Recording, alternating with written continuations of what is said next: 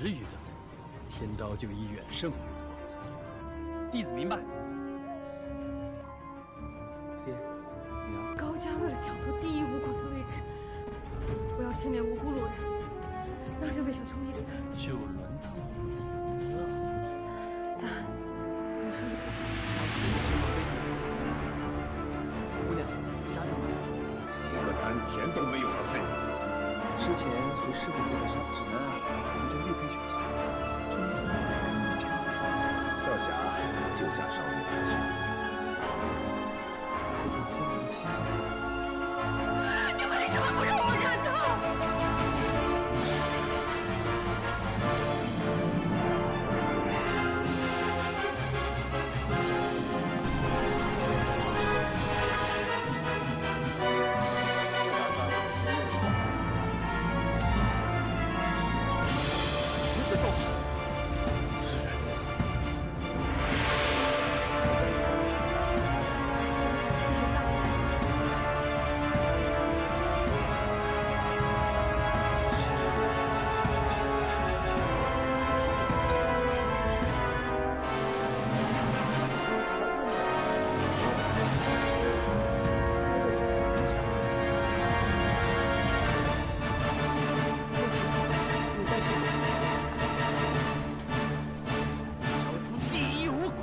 爹就是这么教你的吗？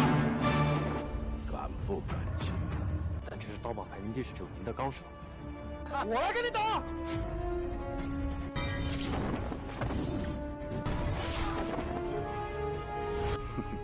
这种破局之法，哎，上赶着往别人挖的陷阱。男的右手肘都会卸力，此时便是进攻。boss，高家，别给他说中了，不过重复复见长辈和小辈的，就不怕江湖人耻笑中州第一死。谁还是你们陆家师弟？司马腾，你也太弱了！我认输。我是陆家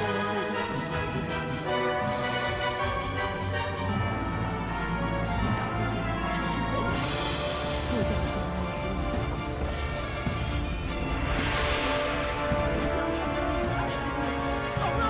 赶紧给老子跪下来！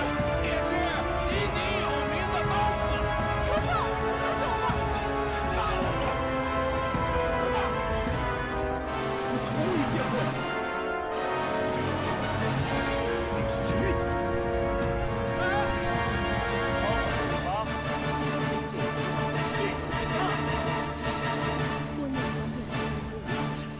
但是这都没前世的事，二人就大言不惭。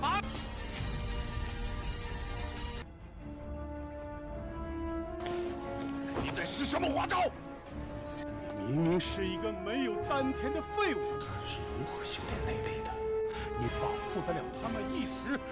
我儿苍来说话，事不中。我的卑鄙阴险！你说你这个小人小蠢蛋！娘对你的心从未变过。尽管冲我来！你看到后面这些人，反正他们只剩不养。我听你在陆家兄弟的小人说话。他们是什么样的人，我不认识。我们给你陆家一起死了，但若是颠倒呢？前途多高？大傻了吧？都只能亏他皮毛。刚才就是按照你的死期，又是阴刀。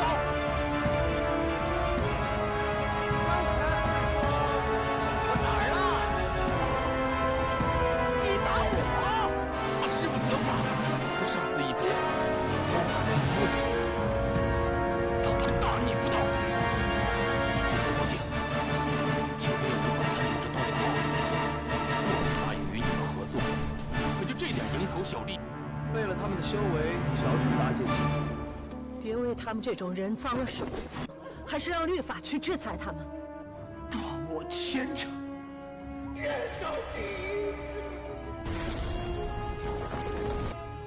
究竟是怎么回事？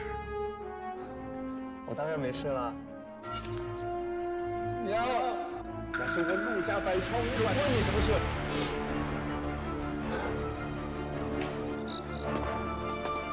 公尊教导弟子铭记于心，生活日益，弟子以为此生都无缘与您再见了。你也不在外人面前。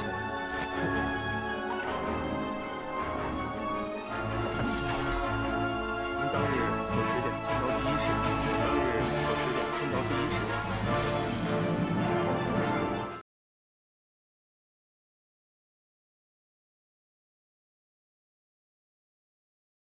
Screen flickers. Chinese characters scroll past. Indonesian subtitles appear beneath them. This is how millions discovered Liu Yuan's story, not through Netflix algorithms or streaming platforms, through YouTube clips, vertical videos, TikTok compilations. Jagal, Terkalahkan, arrived quietly in late 2025, spreading through social media like whispered rumors in a marketplace. The title translates directly. Jagal means butcher. Terkalahkan means invincible, the invincible butcher. Simple words carrying weight, they haven't earned yet. But the English title reveals more. OMG. The butcher son is the family savior. That exclamation point matters. It signals the tone, shock, revelation, transformation compressed into one breath. Chinese short-form dramas operate differently than traditional series. No 20-episode arcs stretching across months. These stories burn fast and bright. Vertical format, mobile first, designed for viewers who consume content between subway stops and lunch breaks. Each episode runs maybe 5 to 8 minutes. The entire narrative might span 2 hours total. Blink, and you miss the whole journey. But within that compressed space, something remarkable happens. Traditional storytelling rules bend.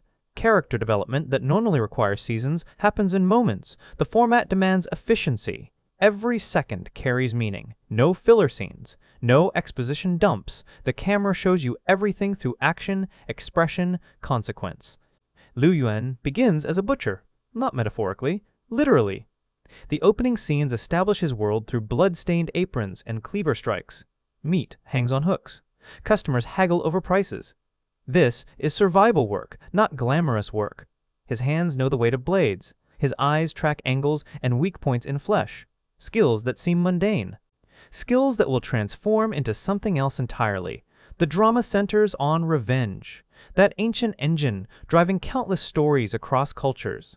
Liu Yuan's family suffers tragedy. The specifics vary depending on which clip compilation you watch. Different uploaders edit different elements. But the core remains consistent. Powerful people destroy what he loves. His normal life ends. The threshold appears before him. What makes this story resonate isn't the uniqueness of its premise. Revenge narratives exist everywhere, from Greek tragedy to modern action films. The resonance comes from recognition. Every viewer carries memories of powerlessness, moments when authority crushed them, times when fairness failed and strength won simply because it could. Liu Yuan's grief mirrors universal grief. His rage echoes rage we've all swallowed. The production values signal its origins clearly. This isn't a major studio production with Hollywood budgets. Sets look functional rather than elaborate. Fight choreography emphasizes editing and angles over extended single-take sequences. Costumes serve their purpose without excessive detail. But none of this diminishes impact. The format has taught audiences to look past production limitations toward emotional truth. Chinese short dramas emerge from specific market conditions. Mobile internet saturation, commuter culture, demand for content that delivers satisfaction quickly. Western audiences discovered them accidentally through algorithm recommendations and cross-cultural sharing. The Indonesian subtitle community played crucial roles. Translators working fast, often imperfectly, making these stories accessible to viewers who would never encounter them otherwise. Jagal, Terkalahkan, represents something larger than itself. It's part of a wave. Hundreds of similar dramas flood platforms monthly. Most disappear without notice. A few catch fire.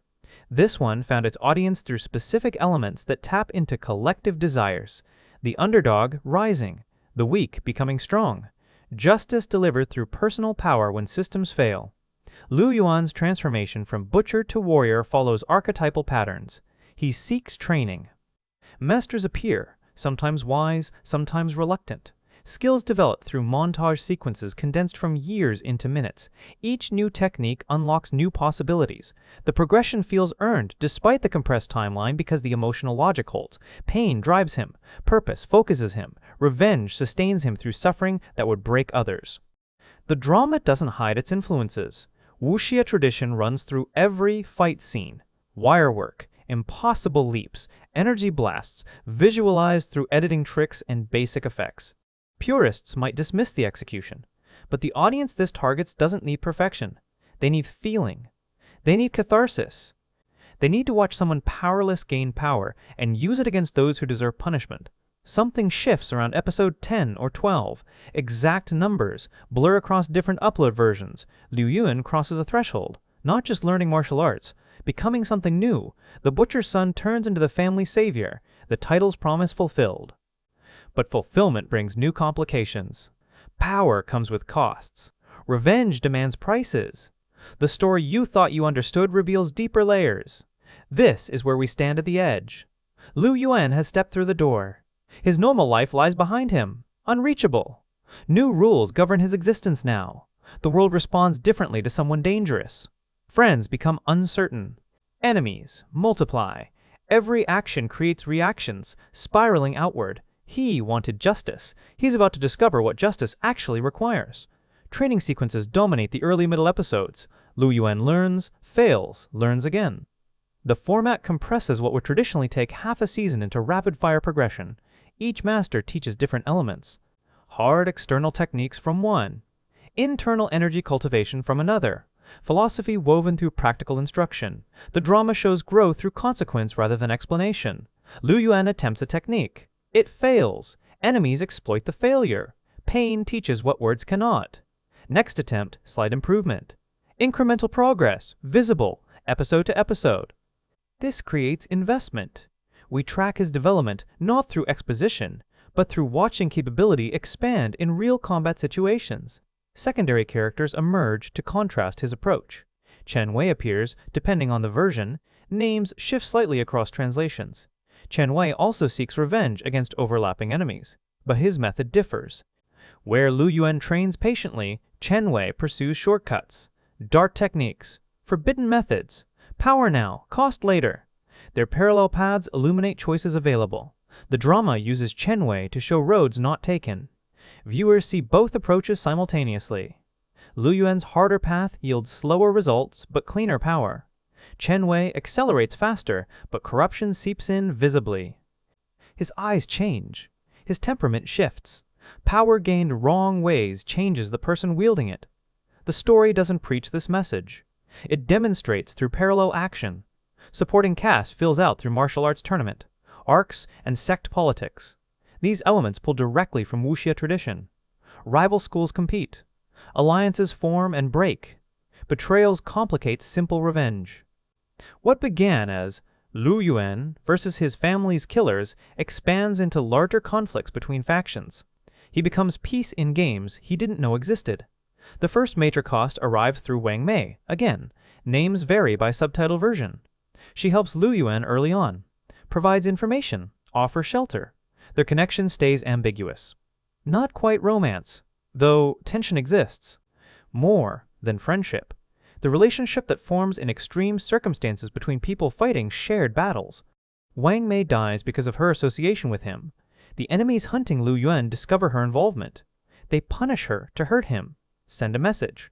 The death scene plays out in typical short drama fashion, quick, brutal, designed for maximum emotional impact in minimum runtime.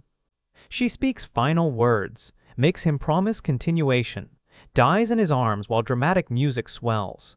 Her death serves multiple functions narratively. It personalizes the cost of revenge. Abstract concepts become concrete losses.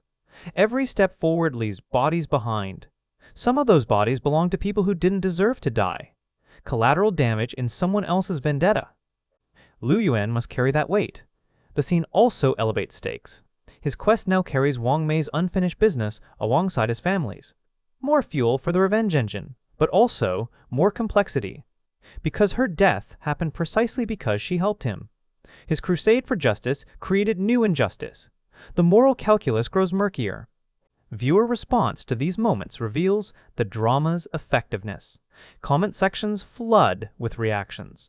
People debate whether Lu Yuan bears responsibility for Wang Mei's death. Some argue his enemies hold sole blame.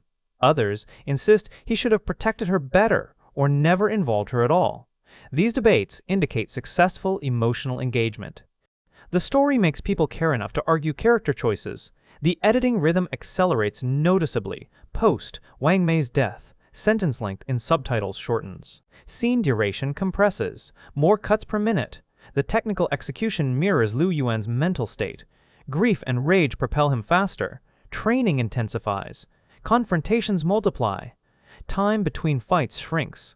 Momentum building toward critical mass. He starts hunting enemies actively rather than waiting for encounters. The prey becomes predator. Each defeated opponent yields information about the next target. Hierarchies reveal themselves. Lower-level thugs point toward mid-level commanders. Commanders eventually connect to masterminds. The revenge ladder extends upward. But as Lu Yuan climbs, he notices patterns. The people who destroyed his family aren't simple villains. They serve larger organizations, answer to higher powers. His personal tragedy ties into political struggles between martial sects, noble houses, possibly imperial courts depending on the era setting. Specifics vary by how literally the fantasy elements read. This revelation complicates the mission. Simple revenge would mean killing those directly responsible. But those people acted on orders, which means the true responsibility sits higher. How far up does he need to climb? Where does justice actually rest? These questions don't get answered in segment 2. They get raised. They create doubt beneath determination. The segment ends with Lu Yuan standing before the headquarters of the first major faction involved in his family's destruction. Not individual enemies anymore. An entire organization. Dozens of fighters. Fortified location. Direct assault seems suicidal. But information suggests someone inside knows the next link in the chain. He needs that information. Which means he needs to get inside. Which means crossing another threshold. He looks at the compound walls. Remembers Wang Mei. Remembers his family. Checks his weapons. The cost so far has been substantial. The cost ahead will be worse. But turning back now means all previous costs were paid for nothing. The sunken cost fallacy traps him perfectly. He's invested too much to quit. So he moves forward because backward no longer exists. The infiltration reveals layers nobody anticipated. Lu Yuan enters the compound expecting straightforward combat. Instead, he discovers prisoners. Captured martial artists from rival sects. People held against their will, forced to teach their techniques to the faction's members. His enemies aren't just brutal, they're systematically stealing knowledge from across the martial world. Among the prisoners, he finds Master Zhao. This character transforms everything. Zhao trained under the same lineage as Lu Yuan's grandfather. Generations back, their families shared bonds. But Zhao chose differently. Pursued power through official sect channels, while Lu Yuan's family remained independent. That choice led Zhao here, captured when his sect refused alliance with the rising faction. Zhao's perspective complicates the narrative. He explains the political landscape. Lu Yuan barely understands. The faction that killed Lu Yuan's family operates as proxy for someone higher. Noble houses manipulate martial sects like chess pieces.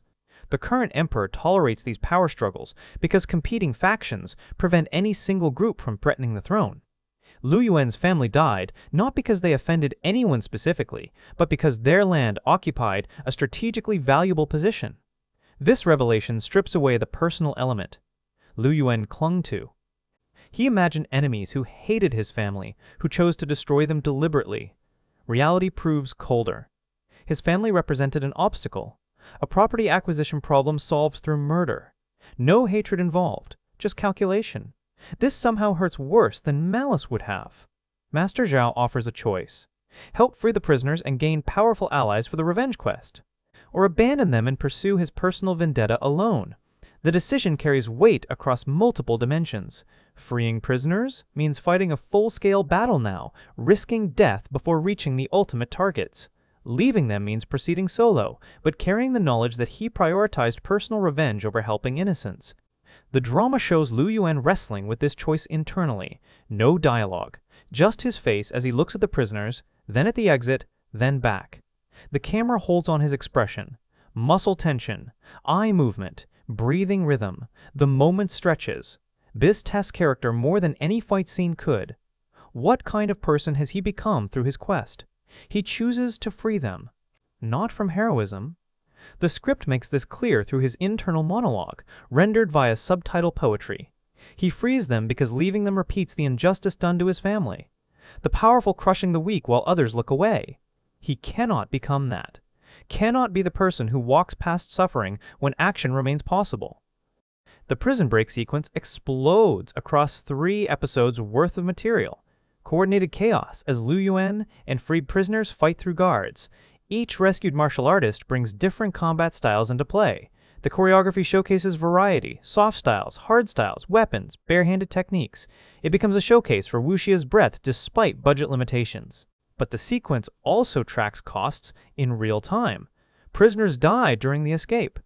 People, Liu Yuan freed, survive only minutes before enemies cut them down.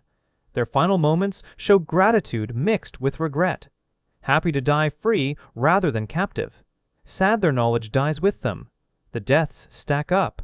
Each one an individual tragedy. Each one Liu Yuan's responsibility now because he initiated this action. Master Zhao survives the escape. So do maybe a dozen others from the original 30-plus prisoners. The survivors scatter, promising to remember Liu Yuan's help. Owing him debts they'll repay when called. This creates a network, resources for future segments, but also obligations running both directions. He helped them, they'll help him, but their problems may become his problems. Complexity. Breeding. More complexity. The faction responds to the prison break by escalating. They can't allow such disrespect to stand unpunished. Retribution must be visible. They target people connected to Liu Yuan, distant relatives, childhood friends, anyone the network of informants identifies. The campaign of terror spreads outward from his actions like ripples from a stone thrown in still water. News reaches Liu Yuan through refugees fleeing the violence. An elderly aunt killed. A friend from his butcher days crippled. A neighbor's home burned with family inside. The faction sends a message. Every action produces reactions. Liu Yuan's crusade for justice creates cascading injustice. How many innocent deaths balance against his family's murder? At what point does revenge become indistinguishable from the original crime? Chen Wei reappears here, darker than before. The forbidden techniques aged him prematurely. Gray streaks his hair. His skin looks waxy, unnatural, but his power radiates visibly. He's become formidable through methods Liu Yuan rejected. Chen Wei mocks the slower path, points out that while Liu Yuan trained properly, Chen Wei already killed 3 of his 5 target enemies. Speed matters. Dead enemies can't hurt more innocents. Their confrontation doesn't turn physical yet, just verbal. Philosophical debate disguised as tactical discussion. Chen Wei argues the ends justify means. Power is power. The source doesn't matter. Liu Yuan counters that becoming a monster to fight monsters achieves nothing. Chen Wei laughs, asks how many people died because Liu Yuan took the high road. How many more will die before his pure power grows sufficient? The argument lands because it's valid. Liu Yuan cannot refute the math. His method costs more innocent lives in the short term, maybe in the long term too. No guarantee his approach succeeds at all. Chen Wei's corruption might be worth it if it saves lives through faster victory. The moral certainty Liu Yuan started with erodes under practical scrutiny. Master Zhao provides different perspective. He's seen martial artists fall to corruption across decades. The forbidden techniques work, undeniably, but they transform practitioners inevitably. Chen Wei will continue darkening until nothing of his original self remains. He'll achieve revenge but won't survive it as the person who began the journey. The question becomes, does that matter? If the enemies die, does it matter that the Avenger dies spiritually in the process? Segment 3 ends without answers, just questions multiplying. Liu Yuan stands at a crossroads between multiple imperfect paths. The compound burns behind him, aftermath of the prison break. Ahead lies deeper territory into enemy lands. Master Zhao waits for his decision. Chen Wei's laughter echoes in memory. And somewhere, innocents die because of choices he made. The complexity he never anticipated now tangles around every potential action. Simple revenge has become impossibly complicated. Events accelerate.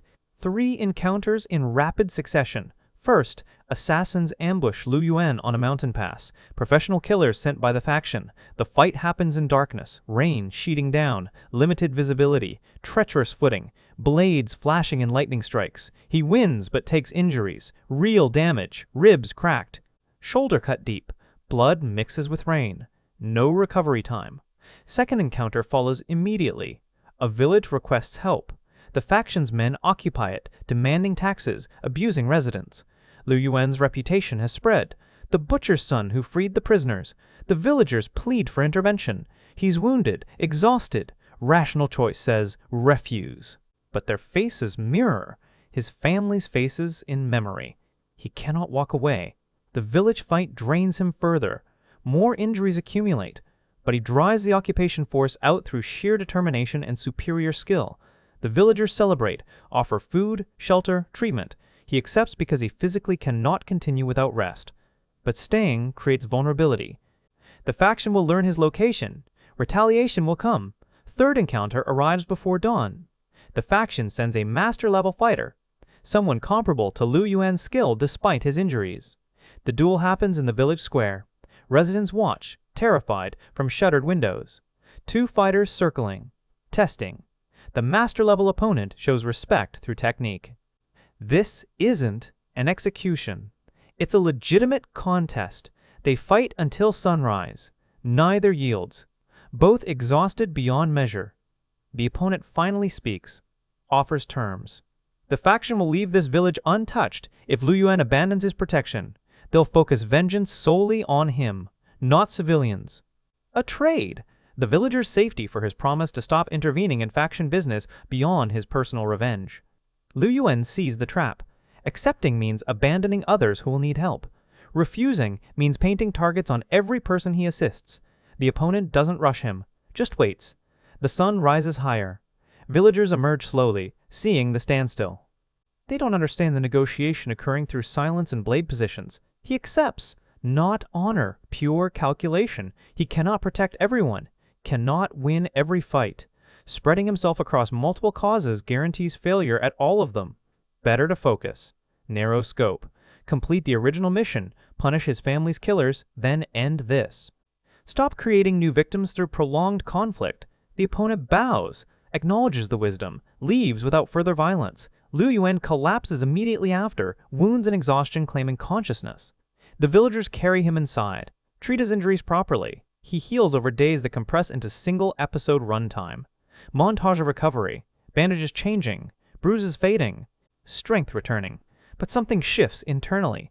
The compromise with the faction's master sits heavy. He traded principles for practicality. Maybe wisdom, maybe cowardice. The line blurs. Master Zhao visits during recovery, offering perspective. Sometimes limiting scope isn't surrender. It's strategy. Finite resources require prioritization. Lu Yuan wants to believe this. Struggles with the belief. Chen Wei would mock the compromise. Lu Yuan knows this without hearing it. The dark path doesn't negotiate, doesn't spare enemies, doesn't accept limitations, just burns through everything toward the goal. Part of Lu Yuan envies that certainty, the corrupted simplicity that eliminated doubt by eliminating conscience. During recovery, information arrives. One of the freed prisoners sends word. He's tracked the faction's hierarchy higher, identified the noble house pulling strings, learned where they operate, provided maps, schedules, vulnerabilities. This intelligence represents exactly what Lu Yuan needs. The path forward clarifies. But the information comes with urgency. The window of vulnerability lasts maybe a week. A key figure will be exposed during a ceremony. Accessible, hittable, but only briefly. After that, security increases permanently. This opportunity won't recur. Lu Yuan must move before fully healed or miss the chance entirely. The choice crystallizes everything. Accept imperfect readiness and strike now, or wait until proper strength returns and lose the opening. Master Zhao advises waiting. Master Zhao advises waiting. Better to be whole and patient. But Lu Yuan sees the faces. His family, Wang Mei, the villagers caught in crossfire, all the accumulated dead, How many more die during patient waiting? He chooses speed, leaves before recovery completes, pushes wounded body into motion because the moment demands it. This mirrors Chen Wei's philosophy while using Lu Yuan's methods, a synthesis. Taking what works from multiple approaches while maintaining core identity, maybe just rationalization for risky choices. The journey toward the target begins. Each step tests healing injuries. Pain radiates through movements, but pain can be endured. He's learned endurance through harder schools than physical suffering. The destination pulls him forward. Everything narrows to single focus. One target, one chance, all accumulated momentum channeling into approaching convergence.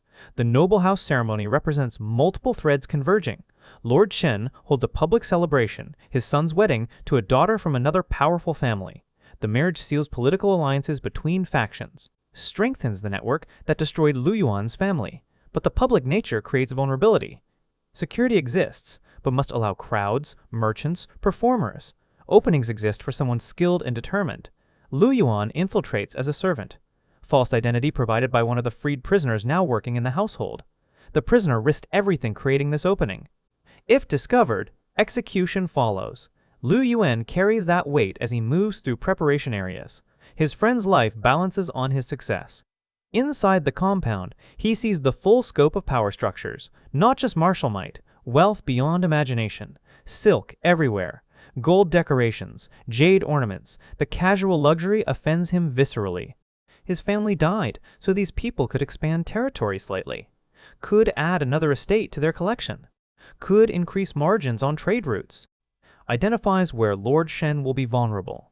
Plans approach vectors, escape routes, contingencies upon contingencies. This must work because failure likely means death, and his death leaves the mission incomplete. But complications emerge. He recognizes another infiltrator, someone else playing false roles among servants, brief eye contact, mutual recognition of shared deception. The other infiltrator is from a rival noble house, here to sabotage the wedding alliance. Different goals but overlapping methods. They avoid each other carefully. Two predators hunting different prey in the same territory. Then Chen Wei appears, not disguised, walking openly as a guest. He's gained sufficient status through power that noble houses welcome him despite his dark reputation. Strength commands respect in this world. Corruption is overlooked when the corrupted serve useful functions. Chen Wei's presence threatens everything. He might recognize Lu Yuan despite the disguise, might create chaos that ruins careful planning.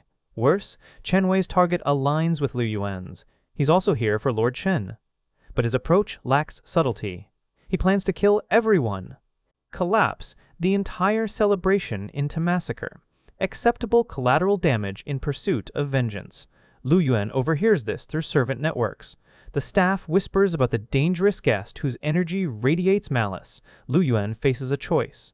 Allow Chen Wei's massacre, which guarantees Lord Shen dies but kills hundreds of innocents. Or stop Chen Wei, which saves innocents but complicates his own mission. The decision arrives with no time for contemplation. Chen Wei begins his assault during the main ceremony. The attack starts in the banquet hall. Chen Wei unleashes forbidden techniques. Dark energy erupts across the space. Guests scream. Guards rush forward and die in waves. His power far exceeds normal martial artists. The corruption transformed him into something beyond human limitations, a weapon wearing human shape. Lu Yuan cannot watch innocent slaughter. He intervenes, reveals himself to stop Chen Wei's rampage. Their confrontation splits the scene. On one side, two former allies turned enemies fighting with everything they've mastered. On another, Lord Shen and noble guests fleeing under guard protection. The opportunity slipping away as chaos spreads. They fight across the compound, destroying decorations, crashing through walls. Chen Wei's power pushes Lu Yuan to his limits. The injuries from earlier fights haven't fully healed. Fatigue accumulates, but desperation fuels him. He cannot let Chen Wei become the monster that proves all revenge quests end in monstrosity. Their battle carries emotional weight beyond physical combat. Every exchange represents philosophical argument made physical. Chen Wei's strikes embody the dark path's efficiency. Lu Yuan's counters demonstrate purer technique's elegance. They're fighting over methodology as much as outcomes.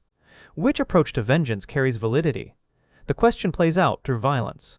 Master Zhao appears mid-fight. He's followed Lu Yuan, worried about premature assault.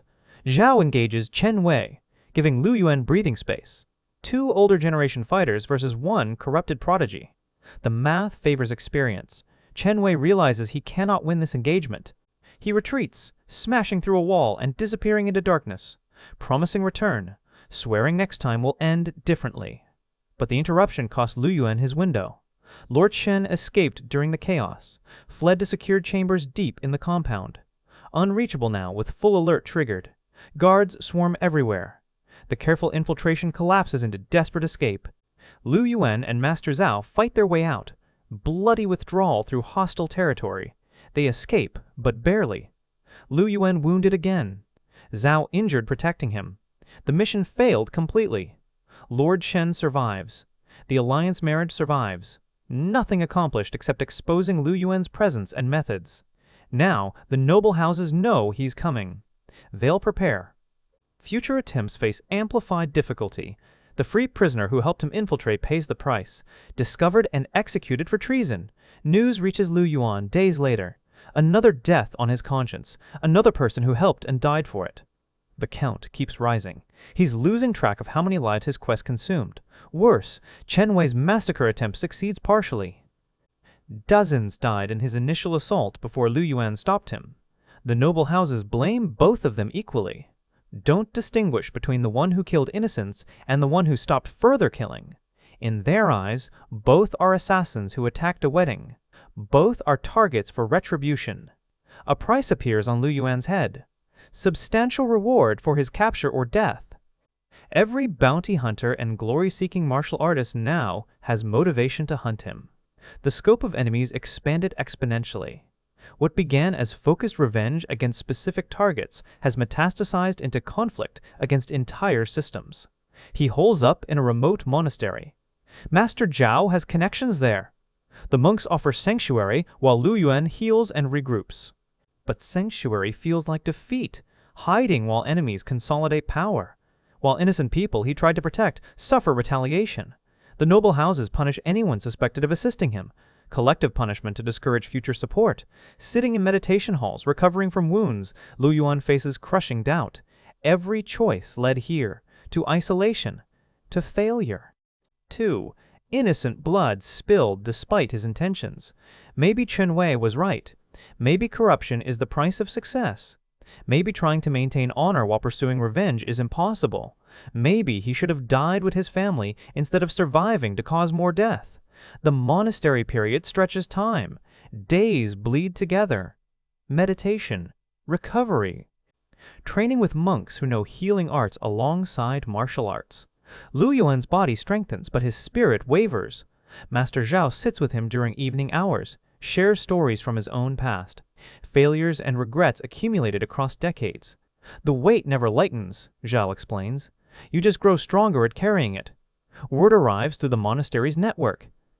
Chen Wei has killed 2 more primary targets. Used the chaos from the wedding attack to strike, while noble houses focused security elsewhere. His count now sits at 4 of 5. 1 remains. The same final target. Lu Yuan identified, the person who ordered his family's destruction. Both paths converge toward the same endpoint. But Chen Wei's transformation has progressed beyond recognition. Refugees describe him as more demon than human, his appearance twisted by dark energy, his mind fractured. He kills anyone in his path now, target or bystander. The techniques consumed him completely. He'll achieve his revenge, but as something that cannot return to any kind of normal existence afterward.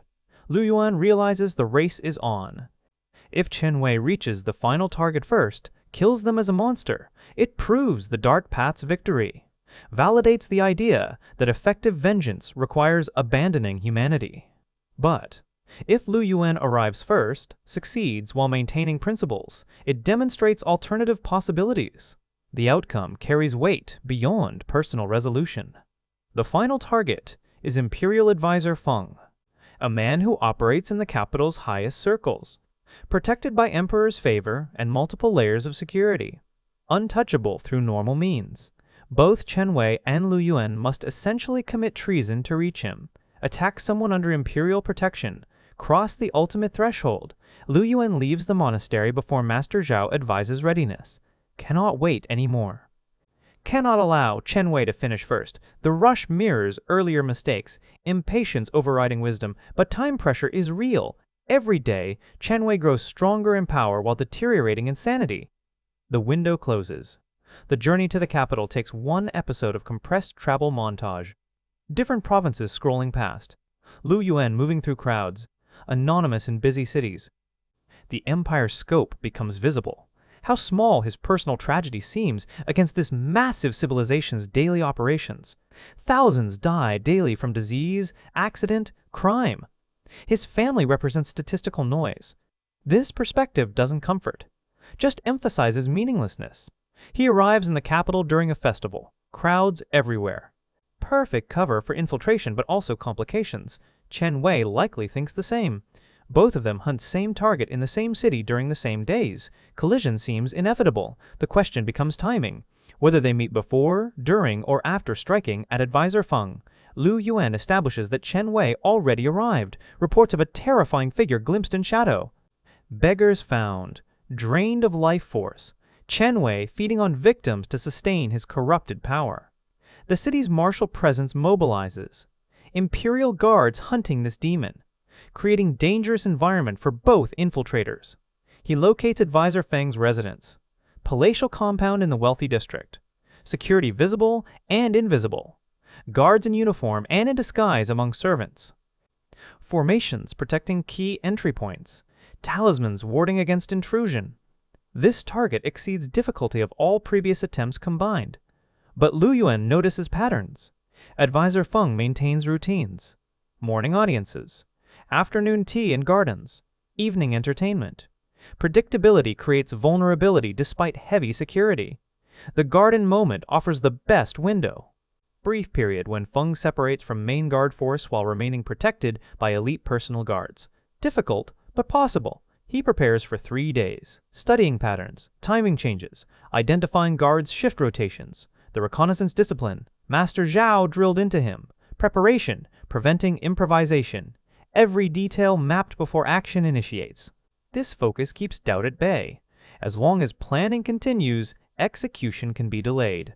Once action starts, everything resolves one way or another.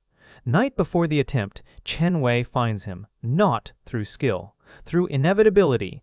Two people hunting the same target in the same city were always going to collide.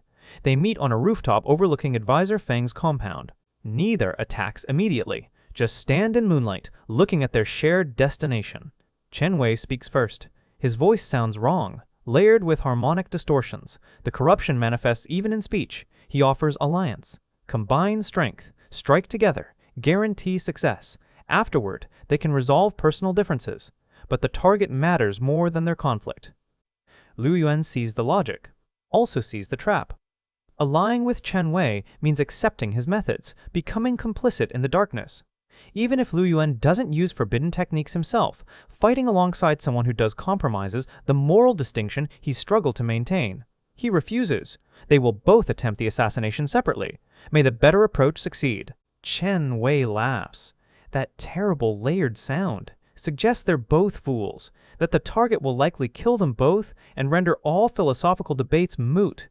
But accepts the terms. Tomorrow, they hunt separately. If both die, at least they die as themselves. The conversation ends. Chen Wei dissolves into shadows literally, dark energy dispersing his form for movement. Lu Yuan uses conventional methods, climbing down, moving through alleys, returning to his hidden room. Sleep doesn't come. Tomorrow resolves everything. Success means justice, finally delivered. Failure likely means death. Either way, the journey ends. Morning arrives. Lu Yuan prepares methodically, checks weapons, stretches muscles, centers breathing. Meditation techniques clearing his mind. Fear exists, but he acknowledges it without letting it control. Master Zhao's teachings. Feel everything. Let nothing dominate. Emotion as fuel, not driver. The time comes. He moves toward Advisor Feng's compound, toward convergence, toward the moment where all threads pull tight simultaneously. The garden at afternoon. Exactly as reconnaissance predicted. Advisor Feng sits beneath a pavilion. Tea steaming. Scrolls spread before him. 4 elite guards positioned at cardinal points, more hidden in surrounding structures. Formations active. Wards glowing faintly to train perception. Maximum difficulty. Lu Yuan approaches from above. Rooftop insertion. Silent descent. He's mastered the butcher's precision with blades. Every movement economical. Wasted motion means death at this level. The guards are skilled. Not as skilled as him, but numerous enough to create lethal mathematics. He must be perfect. Chen Wei attacks from below, shattering through the main gate. No subtlety. Pure, overwhelming force. Dark energy exploding outward. Guards die in the initial assault. Formations break under power. They weren't designed to withstand. Advisor Feng's face shows shock, then calculation, then fear in rapid sequence. He's political, not martial, defenseless against this onslaught. Lu Yuan's plan collapses instantly. Chen Wei's assault changes everything. He can hide and let Chen Wei finish it, achieve the revenge vicariously. Or he can fight Chen Wei here, now, over the right to deliver justice personally. Both options feel wrong. Hiding means Chen Wei's method wins. Fighting means Advisor Feng might escape during the conflict.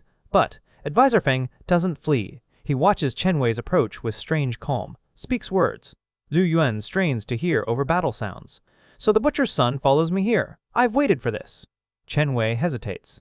First pause. Lu Yuan has seen in his assault. Advisor Feng continues talking, revealing secrets, explaining that Lu Yuan's family wasn't random targeting. His grandfather possessed knowledge, martial techniques from ancient lineages. Feng wanted those techniques, ordered the family destroyed, and archives seized. But the knowledge disappeared. Lu Yuan's grandfather destroyed it, rather than let it fall into wrong hands. The revelation staggers Lu Yuan.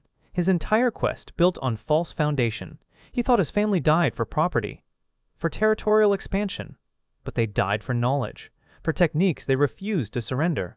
They chose death over compromise. His grandfather made the decision that doomed everyone. Chen Wei doesn't care about context, launch his final assault. Dark energy condensing into killing strike. Feng will die in seconds. Justice delivered. Revenge completed. Everything Lu Yuan wanted. But Lu Yuan intervenes. Drops from rooftop. Interposes himself between Chen Wei's attack and Advisor Feng. Not to protect Feng. To claim the right to justice personally. This moment belongs to him. His family. His journey. Chen Wei cannot steal it through superior power. They clash at point-blank range. Everything they've mastered. All accumulated skill. Lu Yuan's pure techniques against Chen Wei's corrupted strength. The collision creates shockwave that levels the pavilion. Feng thrown backward by force. Guards scattered. The entire garden becomes crater. In the moment of impact, clarity. Lu Yuan sees Chen Wei's fate, sees the corruption consuming from inside, realizes Chen Wei will die regardless of this fight's outcome. The forbidden techniques demand that price. He's walking dead, just doesn't know it yet. His revenge is meaningless because he won't survive to process it. But Lu Yuan also sees his own path's failure, all the deaths accumulated, all the suffering caused. His approach didn't prevent tragedy, just distributed it differently. Different corpses, same count, maybe higher count. The moral superiority he claimed was illusion. Both paths lead to blood. The realization doesn't stop his attack. Training takes over. Muscle memory executing combinations. But something shifts internally. He's not fighting for justice anymore. Not fighting to prove his path superior. Just fighting because stopping means dying, and dying means his family's story ends unsettled. Chen Wei breaks. The dark energy destabilizes, feedback consuming him. He screams, all the accumulated soul he drained for power escape at once. The sound carries agony beyond human capacity. His body collapses inward. Implosion rather than explosion. When it ends, nothing remains. Chen Wei erased himself through the power he sought. Lu Yuan stands alone, wounded, exhausted. Advisor Feng lies 20 feet away, injured but alive. Guards unconscious, no observers. This is the moment, the revenge available. Everything he fought for. He walks toward Feng, blade ready. Justice delayed but finally within reach. Feng looks at him, speaks truth. Your grandfather was right. Some knowledge shouldn't exist. I was wrong to seek it. But killing me changes nothing. The system that enabled me continues. Tomorrow, another advisor makes the same calculations. Your family's death, my death, your death eventually, all just data points in imperial ledgers. Lu Yuan knows this, has known since the monastery. Since earlier. Since maybe the beginning. Revenge solves nothing. But solutions were never the point. This is about witness. Someone remembering his family mattered. Someone making their deaths mean something, even if that meaning is just his sacrifice to acknowledge theirs. He kills Advisor Feng. Quick, clean, butcher's precision. The man dies barely feeling it. No torture, no prolonged suffering. Just accounting balanced. Debt paid. The blade withdraws and Feng's eyes go empty. Lu Yuan stands in the ruined garden. Imperial guards will arrive soon, arrest or kill him. He doesn't run, just stands, holding blade, looking at the body, feeling nothing, no satisfaction, no completion, just emptiness. And in that emptiness, finally, grief. Not rage, not determination, just loss. His family is gone. Wang Mei is gone. Chen Wei is gone. All the prisoners who died. The villagers caught in crossfire. Everyone touched by this quest. Gone. He drops the blade, sits in the rubble, waits. When guards arrive, he doesn't resist, allows himself to be captured. The journey ends. Not with victory. Not with defeat, just with ending. Credits would roll here, over images of Lu Yuan in prison, eyes distant, somewhere else entirely. The last shot mirrors the first, a butcher's shop. Someone else behind the counter now. Life continues. Stories end, but the world remains indifferent. Meat still gets cut. Customers still haggle. The mundane persists despite tragedy's interruption. This is Jagal Terkalahkan, the invincible warrior who discovered invincibility means nothing, who learned revenge provides no peace, who completed his mission and found it empty. A story about the cost of justice when justice requires becoming what you hate. Indonesian audiences found it, made it viral, because the themes are universal. We all carry losses, all imagine vengeance, and somewhere deep down, we know it wouldn't heal anything. But we imagine it anyway. This drama just makes the imagination visible. What does it mean to become invincible when the thing you most need to protect already died? This question sits at the heart of Jagal. Terkalahkan, a Chinese short-form drama that asks viewers to reckon with revenge, not as cathartic fantasy, but as psychological transformation that costs more than it delivers. The promise isn't satisfaction, it's excavation. A journey into what happens when ordinary people gain extraordinary power specifically to correct injustices that power can never actually correct. The premise offers something deceptively simple. Lu Yuan works as a butcher.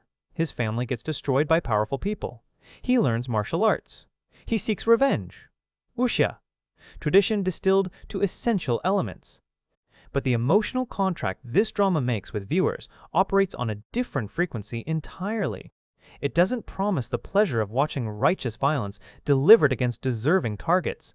Instead, it promises to show the internal cost of pursuing justice in systems designed to protect the powerful from consequence. The catharsis arrives broken, partial, insufficient despite being exactly what was sought. This matters because revenge narratives saturate global media. From Western action films to Eastern martial arts epics, we consume endless variations of the same fundamental story. Someone wronged, someone trained, someone avenged. The formula persists because it speaks to universal powerlessness. We all carry moments when injustice occurred and nothing happened. When authority failed. When the strong crushed the weak and walked away untouched. Revenge fantasies let us imagine correction. Let us believe that sufficient determination and skill can force the world into fairness. Jagal, Terkalahkan, engages this fantasy, then systematically deconstructs it. The emotional promise isn't escapism, it's confrontation. Viewers arrive expecting validation of revenge, logic that pursuing vengeance makes psychological sense, that violence against oppressors carries moral clarity, that personal justice compensates for systemic injustice. The drama offers something more complicated and ultimately more honest. It shows revenge working exactly as intended while simultaneously revealing why working isn't the same as healing. The Indonesian title carries weight beyond translation. Jagal means butcher, but also executioner, someone who deals death professionally. Take Terkalahkan means invincible, undefeatable. The combination suggests transformation from one who kills animals for survival to one who cannot be killed while pursuing human targets. But invincibility proves to be the wrong superpower for the actual problem. Liu Yuan doesn't need to become unkillable. He needs his family to become undead. The power he gains addresses a different problem than the one destroying him. This creates the emotional engine that drives engagement beyond surface action. Viewers watch someone pursue a logically coherent goal, eliminate those responsible for his family's death, while carrying the knowledge that goal completion won't restore what was lost. The tragedy isn't failure, it's success. Achieving revenge and discovering it doesn't heal.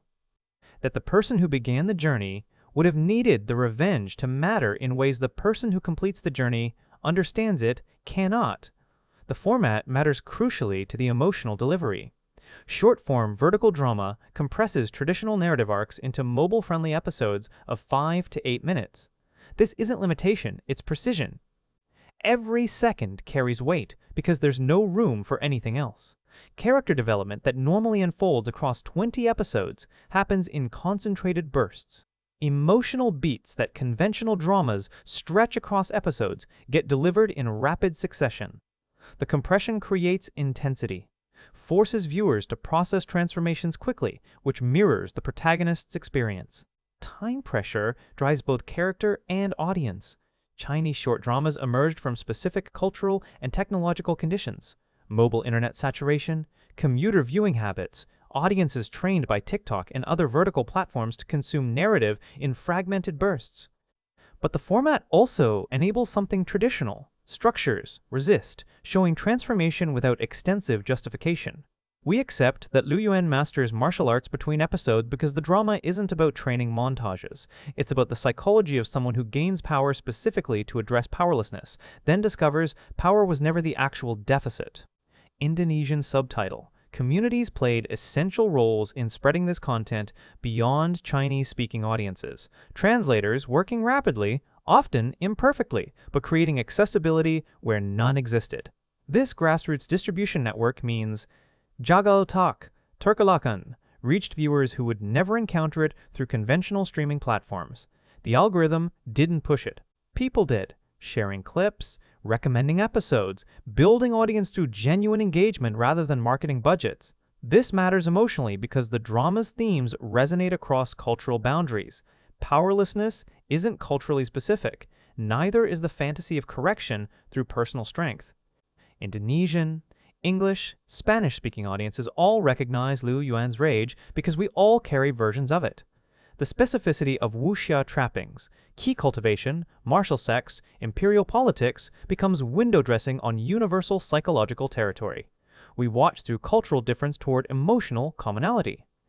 The drama promises viewers an honest accounting of revenge's costs and compensation. It refuses to moralize against vengeance while simultaneously refusing to glorify it. Liu Yuan isn't wrong to pursue justice for his family. The people who destroyed them deserve consequence. But deserving and delivering diverge. The gap between justified anger and healing action remains unbridgeable regardless of how many enemies fall. The emotional promise is witnessing someone discover this truth through lived experience rather than philosophical discussion.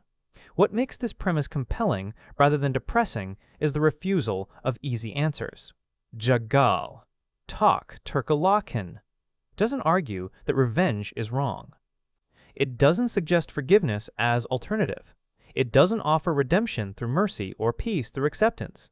Instead, it shows revenge working exactly as designed, delivering death to those who deserve it, while asking what comes after achievement. The question isn't whether Liu Yuan should pursue vengeance. It's whether pursuing vengeance transforms him into something that can survive obtaining it.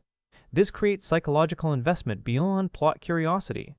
We watch not to discover if he succeeds. Martial arts drama conventions make success inevitable, but to witness what success costs internally. How much of himself must he sacrifice to become capable of justice? At what point does the person who deserves revenge cease to exist, replaced by someone for whom revenge no longer carries the meaning it once held? These questions drive engagement at depths plot mechanics cannot reach. The premise also positions viewers as witnesses rather than consumers. We're not here to be entertained by stylized violence, though violence certainly occurs. We're here to observe transformation and render silent judgment about whether the exchange was worthwhile. The drama trusts audiences to handle complexity, to sit with discomfort, to watch someone do understandable things that produce terrible outcomes and resist the urge to simplify into hero or villain categories. This is what Jagal Terkalahkan offers. Not escape, not catharsis, but excavation of the revenge, fantasy's emotional architecture. A chance to examine what we actually want when we imagine corrective violence, and whether what we want would satisfy the need driving the wanting. The emotional promise is honesty about the stories we tell ourselves regarding justice, power, and healing. That honesty cuts deeper than any blade Liu Yuan wields and lingers longer than any fight sequence. This is why the drama matters beyond its genre classification. It uses familiar forms to ask uncomfortable questions about what we actually believe regarding righteous violence and whether those beliefs survive contact with their own actualization. Liu Yuan's core psychological wound predates his family's murder. The trauma that defines him isn't the inciting incident, it's the belief system he carries into that incident. He exists as a butcher in a stratified society where occupation determines worth. His hands know blade work, his eyes understand anatomy. He possesses skills that martial artists spend years cultivating, but applied to animals rather than humans. This creates foundational shame, not conscious or acknowledged, but present in how he moves through the world. The knowledge that his capabilities matter less than their application, that he could be skilled and still be nothing. When his family dies, the grief attaches to pre-existing inadequacy. They died because he couldn't protect them, because his butcher's strength proved useless against actual martial artists, because in a world where power determines survival, he had the wrong kind of power. The revenge quest isn't just about punishing those responsible, it's about rewriting his fundamental inadequacy, proving that a butcher can become a warrior, that skills transferable if directed differently, that he wasn't inherently insufficient, just insufficiently applied. This psychology explains why he chooses the specific path he does. Chen Wei pursues forbidden techniques, shortcuts to power that corrupt but deliver results quickly. Liu Yuan refuses this route, not from moral superiority, but from psychological necessity. He needs to prove that his original skills mattered, that the foundation he built as a butcher can support warriors' capability if properly cultivated. Taking shortcuts would invalidate the entire psychological project. He'd gain power, but confirm his original inadequacy. The corruption would prove that Butcher's skills were indeed insufficient, that he needed to abandon them entirely to become capable. The internal conflict driving his arc isn't good versus evil. It's adequacy versus inadequacy. Every time he defeats an enemy using properly cultivated martial arts, he retroactively validates his butcher's precision. Every technique mastered proves his hands were always capable, just misdirected. But this creates a trap.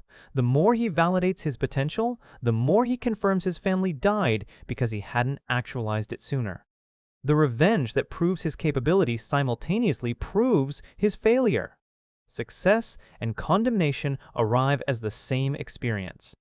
Watch how Liu Yuan responds to praise from other martial artists. He deflects, changes subject, cannot accept acknowledgement of skill, because accepting it means accepting he possessed that potential when his family needed it most. The compliment becomes accusation. You're talented translates psychologically to your family died due to talent you failed to develop. This internal logic makes connection with allies almost unbearable. They see capability. He sees evidence of prior failure. His relationship with Master Zhao reveals the protective mechanism he deploys against this pain. Zhao represents what Liu Yuan could have become if he pursued martial arts instead of butchery, the sliding door version of his life. Every interaction with Zhao carries double meaning. On surface, apprentice learning from master.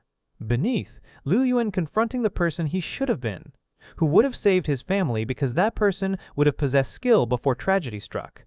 He simultaneously seeks and resists Zhao's teaching, needs the knowledge to complete his revenge, but receiving it confirms his prior ignorance was the actual crime. This creates hesitation in crucial moments, times when Zhao offers tactical advice and Liu Yuan delays implementing it, not from disagreement, but from the psychological cost of admitting he didn't already know. His pride isn't ego. It's armor against the crushing reality that the knowledge he's now desperately learning could have been learned before, when it would have mattered differently. The desire versus need framework illuminates his trajectory completely. Liu Yuan believes he desires revenge, the death of those who killed his family. This is what he pursues consciously. But the psychological need underneath is validation, proof that he was always adequate, that the tragedy resulted from circumstance rather than inherent insufficiency. The gap between desire and need creates every major crisis in his arc. Moments when revenge is achievable but would require methods that invalidate his adequacy narrative. The prison break sequence exemplifies this perfectly. Tactically, freeing the prisoners makes no sense. It exposes him, costs resources, reduces chance of completing his revenge. But psychologically, he cannot leave them, cannot be the person with power who chooses not to use it to help the powerless. Because that person would be identical to the martial artists who had power when his family needed help, but didn't intervene. Freeing the prisoners validates his belief that adequate people help when they can, which retroactively condemns everyone who could have helped his family but didn't, including, devastatingly, himself. His defense mechanisms manifest primarily as forward motion. Action prevents reflection. Training prevents remembering. Fighting prevents feeling. The constant movement that martial arts enables becomes a tool for outrunning psychological pain. As long as he's pursuing the next target, preparing for the next confrontation, he doesn't have to sit with the question of whether killing everyone responsible will restore anything. Movement becomes medication. The moment he stops, grief catches up. This explains his choices that appear reckless to observers. Attacking before fully healed. Engaging superior numbers. Taking unnecessary risks. These aren't tactical errors. They're psychological necessities. Stillness means facing what he's running from. And what he's running from isn't just grief over his family. It's the unbearable possibility that becoming capable enough to avenge them proves he was inadequate to save them. That the entire revenge quest is an elaborate confirmation of his original failure dressed as correction. The transformation logic in his arc operates through this contradiction. He cannot change without acknowledging what needs changing. Cannot become adequate without admitting prior inadequacy. Every step forward in martial capability is simultaneously a step backward into the past where that capability didn't exist when it mattered. Growth and self-condemnation intertwine inseparably. He's trapped in a psychological structure where success proves failure and failure prevents success. Chen Wei functions as his shadow self, the externalization of his internal temptation. Chen Wei chooses corruption because adequacy doesn't matter to him. Results matter. He'll become monstrous if monsters achieve their goals. This represents the path. Liu Yuan refuses, but the refusal costs everything. Chen Wei completes his revenge efficiently, while Liu Yuan still struggles through proper cultivation. The shadow self proves that the high road has low efficiency. That maintaining integrity means accepting slower progress and higher collateral damage. That Liu Yuan's psychological need to prove his foundational adequacy might cost more lives than Chen Wei's willingness to abandon adequacy entirely. The most devastating internal conflict arrives when Liu Yuan realizes both paths lead to the same destination through different casualties. His way kills innocence through prolonged conflict. Chen Wei's way kills innocence through immediate collateral damage. The moral distinction he convinced himself justified the harder path evaporates under accounting. Different corpses, similar count. His entire adequacy narrative collapses. He's not the righteous avenger taking the honorable route. He's just another killer choosing which innocence to sacrifice in service of personal pain management. This internal reckoning happens in the monastery silence, when he finally stops moving, when the injury forces stillness, when there's nothing between him and the thoughts he's been outrunning through constant action. The meditation he attempts becomes torture because it requires confronting everything. Meditation's supposed to reveal that the self he's trying to prove adequate never existed. That adequacy itself is illusion. That his family died not because he was insufficient, but because death happens regardless of sufficiency. That the entire revenge quest is a refusal to accept powerlessness in the face of mortality and chaos. But accepting this would mean his family's deaths mean nothing. That there's no justice achievable because justice requires a world that operates on different principles than the one that actually exists. So he rejects the revelation, chooses delusion over enlightenment, gets up from meditation and continues the quest knowing it's psychologically bankrupt but unable to conceive of alternative. Because stopping would mean sitting with grief unfiltered by purpose. And that grief would destroy him more completely than any enemy could. The character psychology at work here refuses simplification. Lu Yuan isn't hero or anti-hero. He's a human trapped between unbearable realities, that his family is gone and nothing can restore them, and that accepting this without action feels like betrayal. The revenge quest serves neither justice nor healing. It serves psychological survival, giving him something to do in the face of unbearable helplessness. The tragedy is that survival through this mechanism requires becoming someone for whom survival no longer holds value. He'll achieve revenge, but won't survive the achievement intact enough to experience whatever relief or satisfaction was supposed to follow. The internal conflict resolves through self-annihilation disguised as self-actualization. Every relationship Lu Yuan forms after his family's death functions as mirror or warning. None exist for companionship. They're all strategic connections, twisted by trauma into something that can serve the revenge machinery. Watch how he relates to people, and you see someone who lost the capacity for genuine connection the moment connection became liability. Master Zhao represents the father figure, replacing the father he lost. But the relationship carries poison. Zhao offers wisdom freely. Lu Yuan accepts it as debt. Every teaching becomes obligation. Every moment of care becomes weight. He cannot simply receive support because receiving means needing, and needing means inadequacy. The relationship that should offer healing instead reinforces the wound. Zhao sees potential. Lu Yuan hears condemnation. You could be great, translates to, you were great when it mattered. The generation gap means Zhao remembers Lu Yuan's grandfather, yet another reminder of legacy unfulfilled, potential unrealized, inadequacy inherited. What makes this relationship complex is Zhao's awareness of the dynamic. He knows Lu Yuan cannot accept help without internalizing it as evidence of failure. But offering help is the only way Zhao knows to express care. So, they're trapped in mutual performance. Zhao performs mentorship. Lu Yuan performs gratitude. Neither can acknowledge the dysfunction, because acknowledging it would require vulnerability. Neither can afford.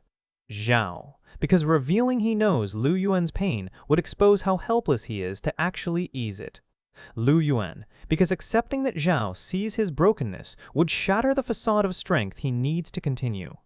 The freed prisoners create different relational dynamic. They owe Lu Yuan their lives. This should create genuine bonds. Instead, it creates anxiety, because people who owe you can be called upon, and being called upon means they might die fulfilling that debt. Lu Yuan freed them specifically to avoid being the person who walks past suffering, but that choice created new hostages to fortune. Now he carries responsibility, not just for his dead family, but for these living people whose continued survival depends partly on his decisions. Every time one dies helping him, the original choice to free them becomes retroactively questionable. Morality collapses under consequence. Wang Mei's death crystallizes the relational impossibility his life has become. She helps him. She dies for it. The connection that forms between them carries potential for something beyond revenge mechanics. Genuine care, possible future, human warmth in the cold machinery of vengeance. Her death doesn't just remove her. It confirms Lu Yuan's darkest belief. Connection is liability. Caring is weakness. And anyone close to him becomes target. The lesson he learns isn't that the enemy is cruel. It's that he makes people vulnerable by allowing proximity. Love becomes weapon his enemies use against him. This fundamentally breaks his capacity for relationship. After Wang Mei, everyone kept at distance. Emotional armor thickens to impenetrability. The freed prisoners become tools he regrets having. Master Zhao becomes source of information rather than connection. New people encountered become either obstacles or assets, never humans. This isn't protection for them, it's protection for him. If he doesn't allow attachment, attachment can't be weaponized. But this means completing his revenge quest, surrounded by allies who don't actually know him and wouldn't particularly like what they'd find if they did. Chen Wei represents the only relationship approaching honesty. They understand each other completely because they're pursuing identical goals through opposed methodologies. The antagonism between them lacks the performance that characterizes Lu Yuan's other relationships. When Chen Wei mocks his slow progress, it's genuine criticism. When Lu Yuan condemns Chen Wei's corruption, it's honest judgment. They can be truthful with each other because neither needs anything from the other beyond eventual confrontation. The relationship destined to end in violence is the only one free from pretense, which itself is devastating commentary on what Lu Yuan's life has become. Lu Yuan begins wielding butcher's cleavers, thick, heavy implements designed to break through bone and sinew with force rather than precision. These blades represent honest labor, direct application of strength to necessary task. The cleaver doesn't deceive, doesn't imply anything beyond its function. It's a tool for feeding people through animal death. His transition to martial weapons, Jian swords, lighter blades designed for human combat, marks symbolic transformation. These weapons exist purely for violence against humans. They're graceful where cleavers are brutal, precise where cleavers are forceful. The change in blade reflects change in purpose, no longer feeding people, now killing them. The cleaver's honesty gives way to the sword's elegance, and that elegance is actually deception. Pretending murder can be beautiful if executed with sufficient skill. But watch how Liu Yan holds his martial blades. The grip remains closer to butcher's grip than traditional sword form. Master Zhao tries correcting this repeatedly. Liu Yan cannot fully change. His hands remember cleaver weight. This becomes visual metaphor for his entire journey, attempting transformation while remaining fundamentally rooted in original identity.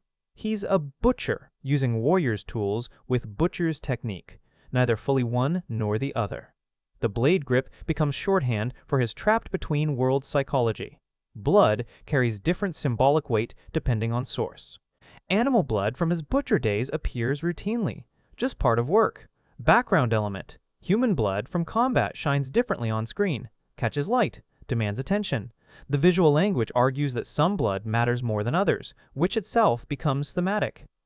Liu Yuan's entire quest hinges on the belief that his family's blood matters enough to justify all subsequent bloodshed. But the camera treats all human blood identically. Enemy blood and innocent blood look the same. The visual equivalence undermines the moral distinction Liu Yuan needs to maintain. Shadow and light function less subtly, but no less effectively. Early scenes show Liu Yuan in full illumination, working openly, living visible life. After his family's murder, shadows consume increasing frame percentages. He exists in partial darkness even during daylight scenes. The visual language argues he's becoming a creature of shadow, someone whose true self hides even when physically present. The few moments of full illumination that occur later always happen during violence. He's most visible when most destructive. The symbolism is clear. The revenge quest hasn't brought him into light. It's made him a shadow occasionally visible through blood. Vertical space carries psychological weight throughout. Early, Liu Yuan occupies low positions, kneeling at his butcher's work, bowing to customers, existing below eye level of standing figures. This visual positioning reflects social status. Butchers ranked low in traditional hierarchy. After beginning martial training, his position gradually rises, standing upright, eventually occupying elevated positions, rooftops, balconies, looking down on others. The vertical ascent mirrors power acquisition. But the highest point he reaches, the monastery temple roof before the final mission, shows him completely isolated against empty sky. The visual metaphor completes. He's risen above everyone and achieved absolute loneliness. Height becomes isolation. power becomes separation. The vertical journey that seemed like progress reveals itself as exchange, trading connection for elevation, human warmth for strategic advantage. The monastery roof scene is visually identical to mountainous isolation shots used in traditional films to show spiritual achievement. But Liu Yuan achieves nothing except distance from everything that made life valuable. Water appears in crucial transformative moments. The fight in rain, washing blood from hands repeatedly. The lake scene where he sees his reflection and barely recognizes it. Water traditionally symbolizes cleansing and renewal. Here it functions ironically. No amount of water actually cleanses. The blood washes away visually, but the hands remain stained in a deeper sense. The rain makes everything harder to see, to fight in, to navigate, adding difficulty rather than clarity. Water as purification becomes water as complication. Every symbolic expectation subverted. Mirrors and reflective surfaces torture Liu Yuan throughout the drama. Early scenes show him checking his reflection routinely, making sure he looks presentable for customers. Normal human behavior. After beginning his quest, he avoids mirrors, turns away from reflective surfaces. The few times he's forced to confront his reflection, the camera lingers on his expression, horror at recognizing himself, or horror at not recognizing himself. The ambiguity matters. Either he's become something he didn't intend, or he's always been this thing, and just now seeing it clearly. The mirror doesn't answer which interpretation is accurate. The visual metaphor extends to how other characters serve as mirrors. Chen Wei reflects what Liu Yuan could become if he abandons restraint. Master Zhao reflects what Liu Yuan could have been if he'd chosen this path earlier. Freed prisoners reflect Liu Yuan's powerless past self. Advisor Feng reflects Liu Yuan's future self, someone who makes cold calculations that destroy families without personal malice. Every significant character functions as reflective surface, showing Liu Yuan aspects of himself he's either running from or running toward. The drama becomes visual study in self-recognition through others. Fire appears only in destructive contexts. No warming hearth fires, no comforting flames, just buildings burning, funeral pyres, the metaphorical burning bridges of relationships destroyed. Fire symbolizes irreversibility. Once something burns, ash cannot become wood again.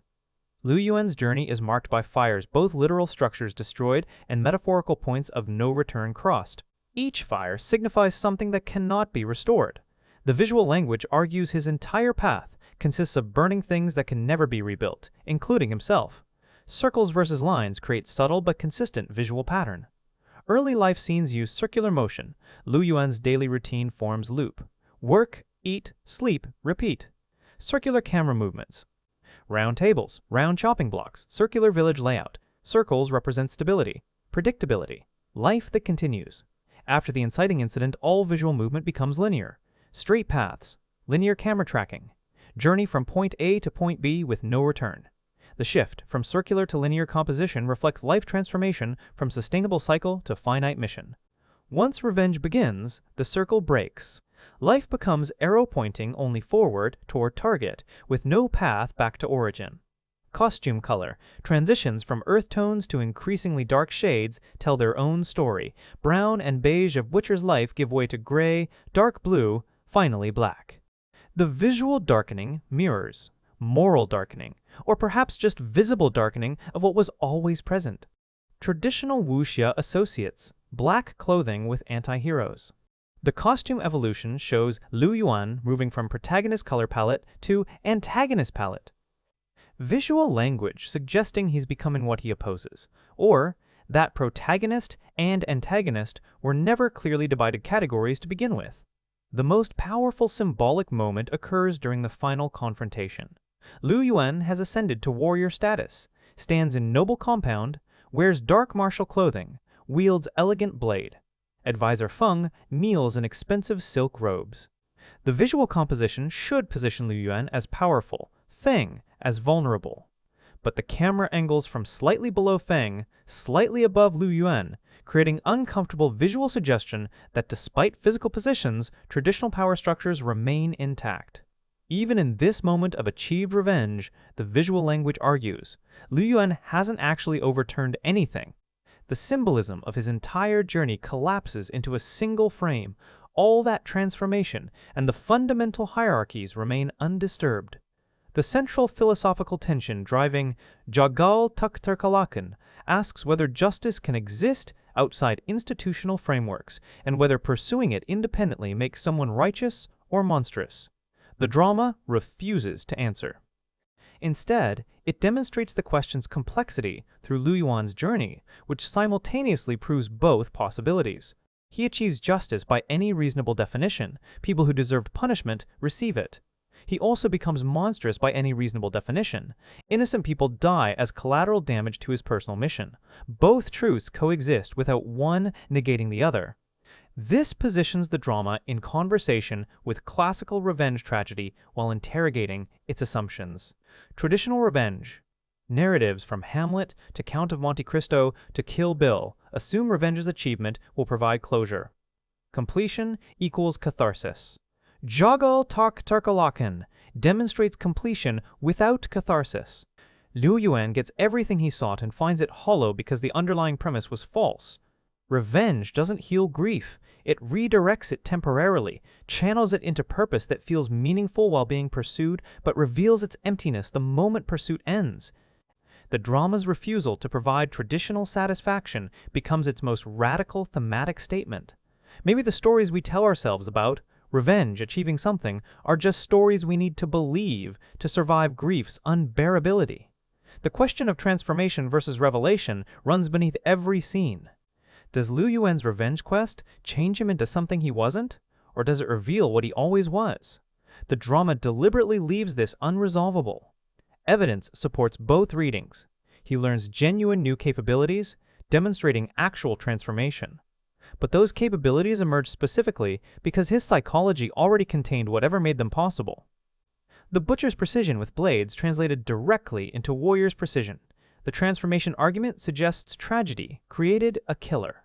The revelation argument suggests tragedy revealed a killer who existed in latent form. Both feel true. Both feel incomplete. This connects to larger philosophical questions about human nature and violence. Are we fundamentally peaceful creatures who require extreme circumstance to access violence? Or are we violent creatures who require civilization's constraints to suppress natural tendencies?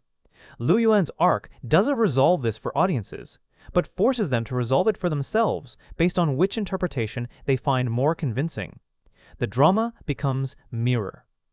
How you interpret Liu Yuan's journey reveals what you believe about human nature generally. If you see tragedy creating a killer, you believe in fundamental human goodness corrupted by circumstance. If you see tragedy revealing a killer, you believe violence exists as human constant requiring only permission to manifest. The ethics of vigilante justice receive thorough examination without receiving clear verdict. The drama presents the strongest possible case for Liu Yuan's actions. The people he targets genuinely deserve death. Institutional justice is unavailable, and allowing them to continue means ongoing harm to innocents. If vigilante justice can ever be justified, Liu Yuan's situation represents the clearest case. Yet even in this ideal scenario for extralegal vengeance, the results prove catastrophic. Innocent deaths, destabilized communities, cycles of retaliation. The question becomes, if vigilante justice fails even in its strongest case, what does that say about institutional justice that forces people toward it? The drama indicts both systems without offering third alternative. Power and corruption intertwine thematically throughout. Chen Wei's dark path offers faster results through forbidden methods that corrupt the practitioner. Liu Yuan's noble path offers slower results through proper cultivation. But the drama complicates this apparent dichotomy by showing Liu Yuan's pure path produces similar body counts and moral compromises. The corruption manifests differently. Chen Wei becomes monstrous in appearance, while Liu Yuan becomes monstrous in action while maintaining human appearance. This raises the question, is ethical corruption about methodology or outcome? Chen Wei corrupts himself. Liu Yuan corrupts everything around him, which is actually worse. The theme extends to questioning whether any power acquisition avoids corruption. Master Zhao represents properly cultivated martial arts used responsibly, but even he exists within systems that perpetuate injustice. His good use of power means serving a martial sect that plays political games resulting in deaths, like Liu Yuan's family. Institutional power and individual power both corrupt. The drama offers no clean hands, only choices about which corruption to accept. This connects to perhaps the drama's deepest thematic question, whether meaning can survive the mechanisms required to achieve it. Liu Yuan's revenge holds profound meaning initially, honoring his family, achieving justice, proving that the weak can punish the strong. But achieving these goals requires methods that gradually hollow out the meaning. By the end, he's honored his family by becoming someone they wouldn't recognize, achieved justice through injustice. Proven, the weak can punish the strong by becoming strong and punishing the weak who obstruct him. The goals reached, but drained of original significance. This is commentary on how ideals degrade through contact with reality. We start with pure intentions and worthy goals, but execution requires compromise. Each compromise makes sense individually, seems justified by circumstances. Cumulatively, they transform the entire endeavor into something bearing no relationship to original intent. The path to hell paved with good intentions isn't about ending somewhere different than intended. It's about the paving process itself, the necessary compromises that seemed reasonable in the moment but accumulated into complete moral reversal. The drama also grapples with whether redemption is possible after certain lines are crossed, and whether redemption even matters if those you harmed stay harmed. Liu Yuan could theoretically stop, choose mercy, walk away from revenge. This would allow personal redemption arc. Killer recognizes his past futility, chooses different values, finds peace. Traditional narrative structure. But the people he's already killed stay dead. The redemption would serve him while leaving his victims unredeemed. The drama asks whether redemption that only benefits the redeemer has any moral value. It's narcissistic salvation, feeling better about yourself while wreckage you created remains. Class and social mobility receive sharp thematic treatment. Liu Yuan's entire journey is trying to transcend his butcher caste through martial prowess. The drama shows this succeeding martially. He becomes formidable fighter while failing socially. Noble houses never accept him as equal, regardless of his skill. Martial sects view him as useful weapon, not respected member. He ascends from his original position without reaching the level where his family's killers operate. This becomes commentary on how social hierarchies maintain themselves regardless of individual achievement. You can become the most skilled fighter in the realm and still be nobody if you started as nobody. The systems protect themselves. This connects to questions about whether individual action can create systemic change, or whether fighting systems just depletes individuals while leaving structures intact. Liu Yuan believes killing the people who ordered his family's death will mean something. The drama demonstrates it means nothing systemically. Advisor Feng dies, but the position that gave him power to order deaths continues. Someone else will fill it, make similar calculations, destroy other families. Liu Yuan's whole journey amounts to replacing one specific villain, while the machinery producing villains hums along undisturbed. Individual revenge cannot address systemic injustice, but acknowledging this makes individual suffering feel meaningless. The drama holds this tension without resolving it. The theme of whether violence can be cleansing or whether it only produces more violence gets examined through cascading consequences. Every person Liu Yuan kills has allies who seek revenge. Every innocent who dies in crossfire has family members who might pursue their own vengeance someday. Violence doesn't purge, it replicates, seeds more violence. The cycle cannot be broken by participating in it, only perpetuated. This is fundamental tragic structure. Actions taken to resolve problems create the next generation of identical problems. Greek tragedy updated for wuxia setting. Yet the drama also acknowledges that refusing violence when you have capacity for it creates its own ethical complications. The freed prisoners Liu Yuan helps. Were they supposed to accept captivity peacefully? The villagers he protects, should they have tolerated oppression quietly? Pacifism in the face of aggressive violence isn't moral clarity, it's collaborative victimhood. The drama refuses to offer non-violent alternatives while simultaneously showing violence failing. This creates unbearable ethical situation where all available options carry unacceptable costs. which might be the most honest position possible regarding violence, that sometimes situations exist where every choice produces horror, and refusing to choose is itself a choice producing horror. The philosophical question underlying everything asks what we owe the dead. Liu Yuan believes he owes his family vengeance. This debt drives everything. But the drama questions whether the dead have claims on the living. His family, if they could speak, might prefer he live well rather than die pursuing their vengeance. Or maybe they'd want exactly what he's doing. The drama can't answer because the dead don't speak. Which means all claims about what we owe them are actually projections of what we need to believe we owe them in order to process grief. Liu Yuan's revenge isn't for his family, it's for himself. This doesn't make it wrong. But it does make it different than the noble mission he frames it as. The thematic excavation reveals how we disguise our own psychological needs as obligations to others, making our personal pain management seem like duty. Ultimately, Jagal Terkalahkan asks what stories we tell ourselves to survive unendurable circumstances, and what happens when those stories complete but survival continues. The revenge narrative gave Liu Yuan something to do when doing nothing would have meant drowning in grief. It provided structure, purpose, meaning when meaninglessness threatened to destroy him. The story worked perfectly for that function. But stories are tools for surviving, not accurate descriptions of reality.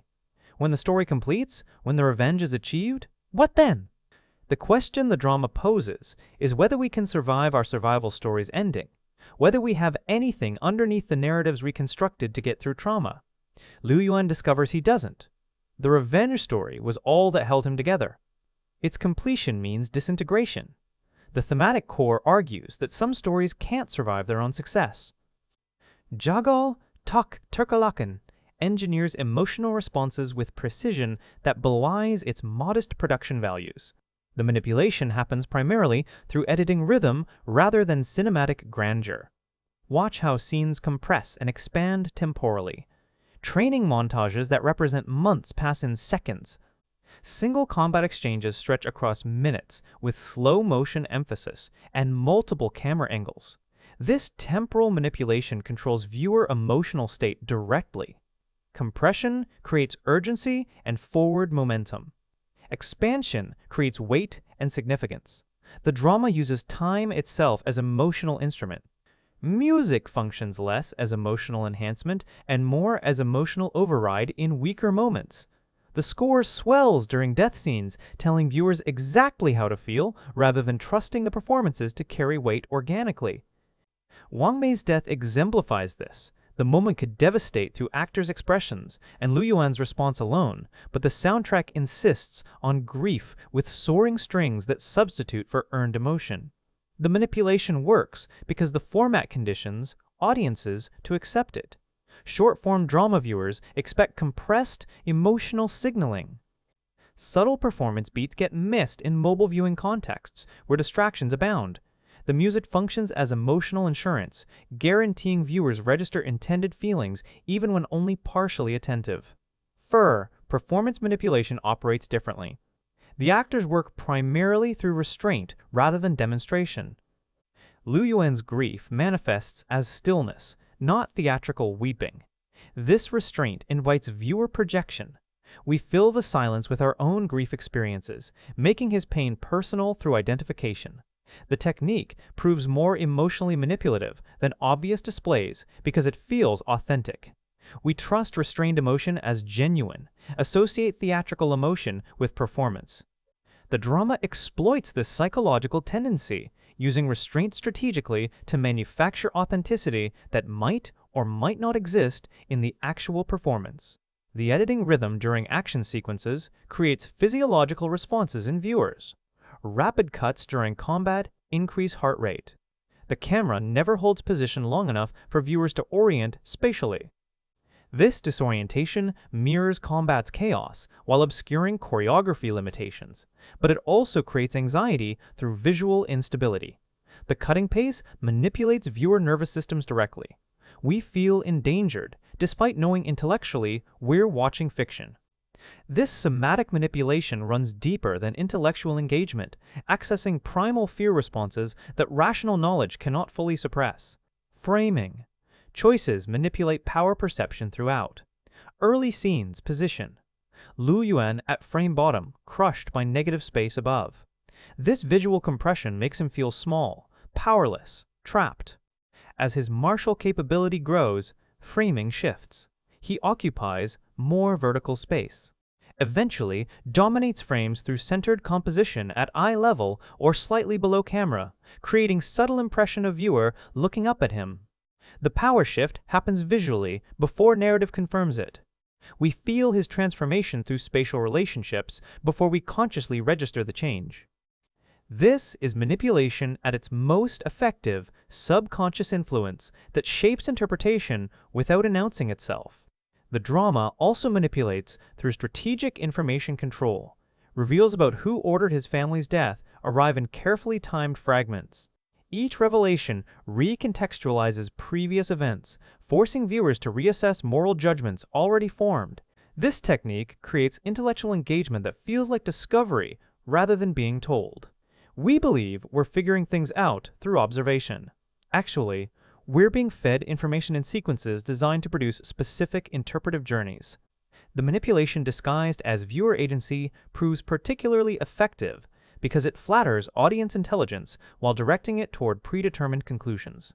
Cathartic manipulation peaks during the final confrontation. The drama builds toward this moment across all previous episodes. Accumulated emotional investment seeks release. When Lu Yuan finally faces Advisor Feng, the scene should deliver massive catharsis, villain punished, hero triumphant, justice served. Instead, the drama deliberately withholds cathartic payoff. The kill happens quickly, almost anticlimactically. No dramatic final words, no emotional release, just mechanical execution of necessary task. This manipulation through catharsis denial creates more powerful emotional impact than catharsis delivery would have. Viewers feel the hollowness Lu Yuan experiences because we're denied the satisfaction we anticipated. The manipulation makes intellectual point viscerally felt rather than just understood. The performance.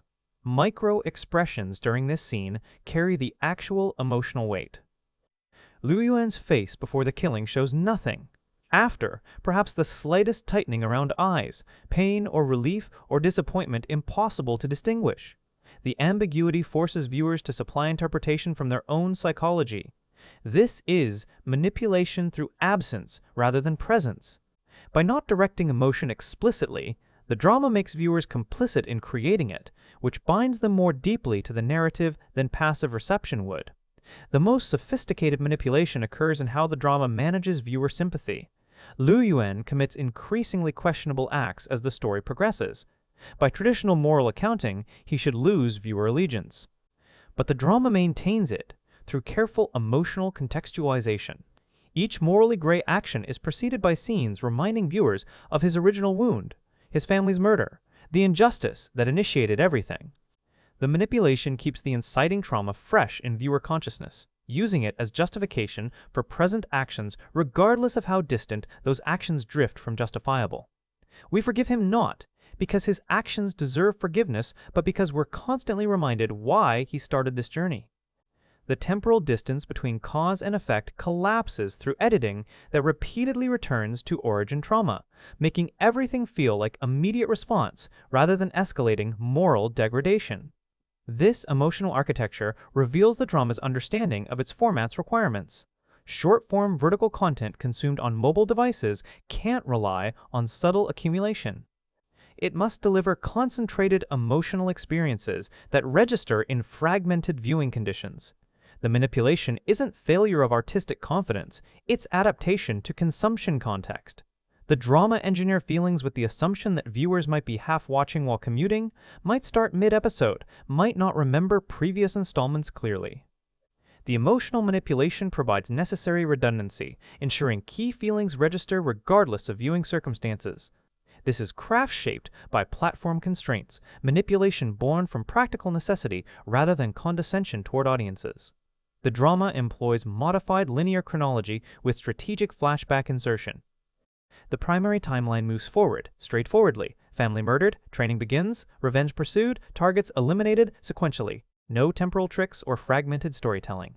This linear simplicity serves specific purpose, moral clarity through causal chains. Cause leads to effect, leads to consequence. Action produces reaction, produces new action. The structure argues for ordered universe where choices matter and outcomes follow logically from decisions made. This creates ethical framework where characters can be held accountable because the straight timeline demonstrates clear connection between choice and result. But flashbacks complicate this moral clarity strategically. Moments with Liu Yuan's family inserted throughout the revenge quest serve multiple structural functions. They provide emotional context, reminding viewers what was lost. They create temporal contrast, the warmth of past against the coldness of present. Most importantly, they function as moral measuring sticks.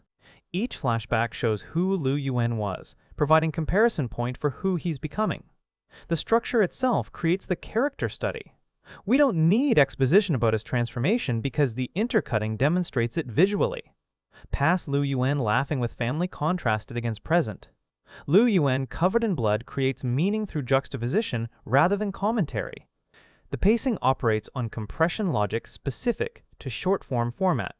Traditional drama might spend episodes on training. This compresses months into minutes, might dedicate substantial runtime to travel between locations. This jump cuts directly from decision to arrival. The compression removes everything except emotionally or plot-critical moments. This creates narrative that exists purely as essential beats without connective tissue. The structure assumes viewers can infer what happens in omitted time. Actually, it trains viewers not to care what happens between displayed moments. The gaps become invisible through constant forward motion that provides no space for questioning what was skipped. This compression serves thematic function beyond format requirements. The breathless pacing mirrors Liu Yuan's psychological state. He cannot slow down, cannot rest, cannot process. The narrative structure refusing to pause reflects character.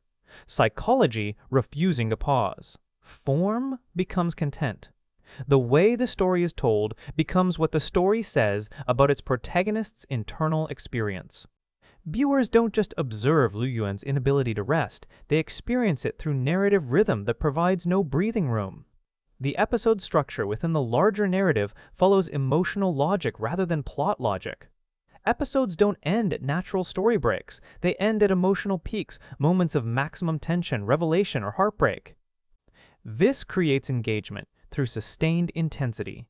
Each episode delivers concentrated emotional experience, then cuts precisely when feeling peaks, leaving viewers in heightened state that demands continuation. The structure treats narrative as drug delivery system, spacing doses for maximum dependency. It's manipulation, but manipulation in service of engagement strategy. The format requires. Viewers consuming content in 5-minute bursts need condensed story beats that function as complete units while connecting to larger arc. The parallel tracking of Liu Yuan and Chen Wei creates structural counterpoint. Cuts between their separate pursuits of revenge demonstrate opposing methodologies producing similar outcomes. This isn't just comparison, it's argument through structure. By showing both paths simultaneously, the drama makes viewers track consequences in real time. Chen Wei's faster progress versus Liu Yuan's slower but cleaner approach plays out through intercutting that forces evaluation of which methodology actually serves justice better. The structure itself poses the question without requiring dialogue to articulate it. Information revelation follows strategic withholding pattern.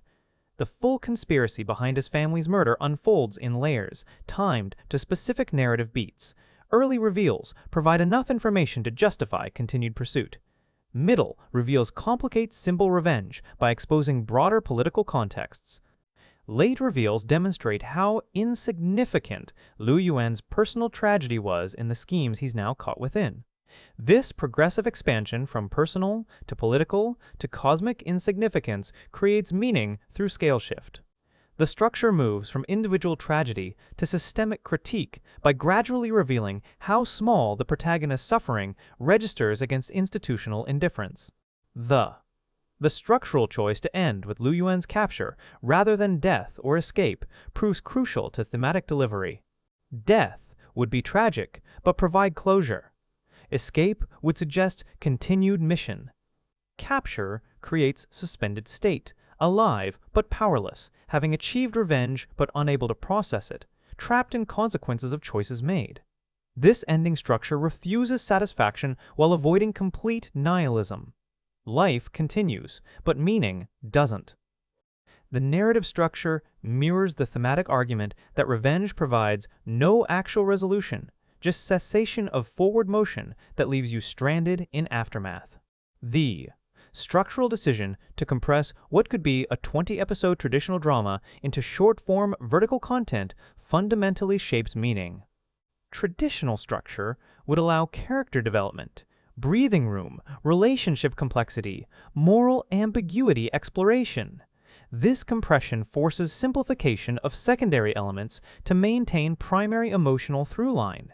Supporting characters become sketches rather than full portraits.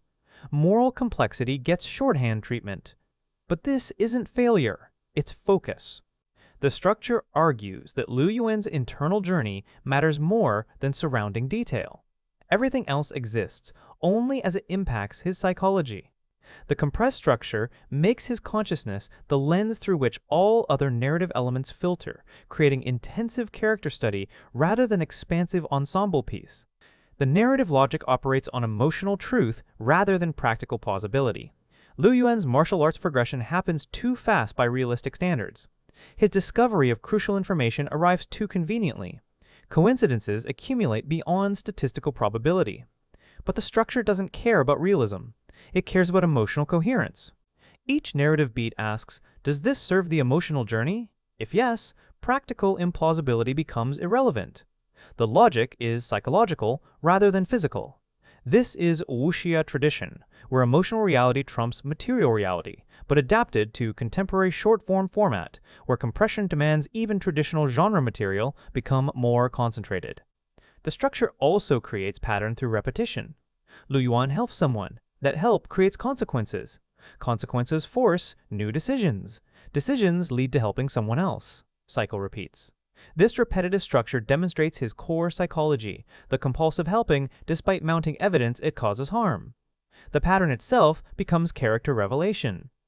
We understand him through the cycle he cannot break, shown structurally through narrative repetition rather than explained through dialogue. The story structure is the psychological diagnosis. Jagal, Terkalahkan emerged during China's short-form drama explosion of 2024-2025, when platforms like NetShort revolutionized content consumption. This timing matters crucially. The format arose from specific cultural conditions: mobile internet saturation, commuter culture in massive urban centers, audience fragmentation across platforms, demand for content consumable in gaps between other activities. The drama isn't just delivered through these conditions, it's shaped by them fundamentally. The choice of vertical format carries cultural significance beyond technical consideration. Vertical video signals mobile. First creation, acknowledging phones as primary screens for massive global populations. This represents shift from traditional cinema's assumption of dedicated viewing in darkened spaces. Jagal, Terkalahkan assumes distracted viewing, partial attention, fragmented consumption. The cultural commentary is embedded in format itself.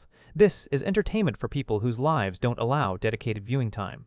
For workers commuting long hours, for students between classes, for people whose economic reality means leisure exists only in stolen moments. The class dynamics within the narrative reflect contemporary Chinese social anxieties around mobility and hierarchy. Liu Yuan's butcher status carries historical weight. Traditional Chinese social hierarchy placed merchants and laborers in lower positions compared to scholars and officials. His attempt to transcend original position through martial capability mirrors contemporary dreams of class mobility through specialized skill. The drama's demonstration that even exceptional capability cannot fully overcome class origins speaks to growing recognition that meritocracy promises exceed meritocracy delivery. You can become the most skilled person in your field and still be blocked from power's upper reaches if you started from wrong position. This resonates across the Indonesian, Southeast Asian, and global audiences who discovered the drama through social media sharing. The class stratification isn't uniquely Chinese. Every society with economic hierarchy contains people believing skill and effort should overcome inherited disadvantage, and discovering structural barriers prevent the promised mobility. Liu Yuan's journey becomes universally recognizable, despite culturally specific trappings. The wuxia aesthetics provide entertaining window dressing on economic frustration that translates across borders. Cool. Ma. The drama's treatment of institutional justice failure carries particular weight in contexts where legal systems are perceived as serving power rather than fairness. Liu Yuan pursues vigilante justice because official channels won't address his family's murder. The killers operate under noble protection, making them legally untouchable. This premise resonates in societies where wealth and connection determine legal outcomes more than facts and law. The fantasy isn't that vigilante justice works, the drama demonstrates it doesn't. The fantasy is that someone tries. That powerlessness gets challenged, even when challenge is futile. The cultural appeal is watching someone refuse to accept that might makes right, even as the narrative demonstrates might does indeed make right. The Indonesian subtitle. Community's role in spreading this content represents grassroots cultural exchange outside official channels. Translators working rapidly to make Chinese short dramas accessible to Indonesian audiences create a distribution network that traditional media couldn't replicate. This peer-to-peer sharing model represents democratization of cultural access. You don't need Netflix budgets or official distribution deals, just people willing to translate and share. The cultural significance exceeds any individual drama. It demonstrates how digital tools enable global audience formation around content that traditional gatekeepers would never platform. Mrs. N. The representation politics in Jagal Terkalahkan follow traditional wuxia patterns rather than challenging them. Women exist primarily as victims, Liu Yuan's family, Wang Mei, or obstacles. No female martial artists of consequence. No women shaping their own destinies through action. The drama doesn't question these genre conventions, just replicates them. This matters because short-form drama's newness as format created opportunity to challenge traditional representation patterns. That the drama defaults to conventional gender roles suggests format innovation doesn't automatically produce ideological innovation. New delivery mechanisms can carry old assumptions unchanged. The violence aesthetics carry cultural coding worth examining. Wuxia, violence traditionally stylized, graceful, almost balletic. Jagal, Terkalahkan maintains this aesthetic despite budget limitations. Fights are beautiful, even when brutal. This beautification of violence isn't ideologically neutral. It suggests violence can be artistic when executed with sufficient skill. That killing becomes acceptable when performed elegantly.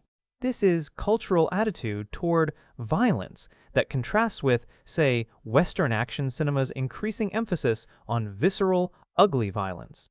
The cultural difference reveals differing beliefs about violence's nature. Art form versus necessary evil versus inherent ugliness that cannot be beautified.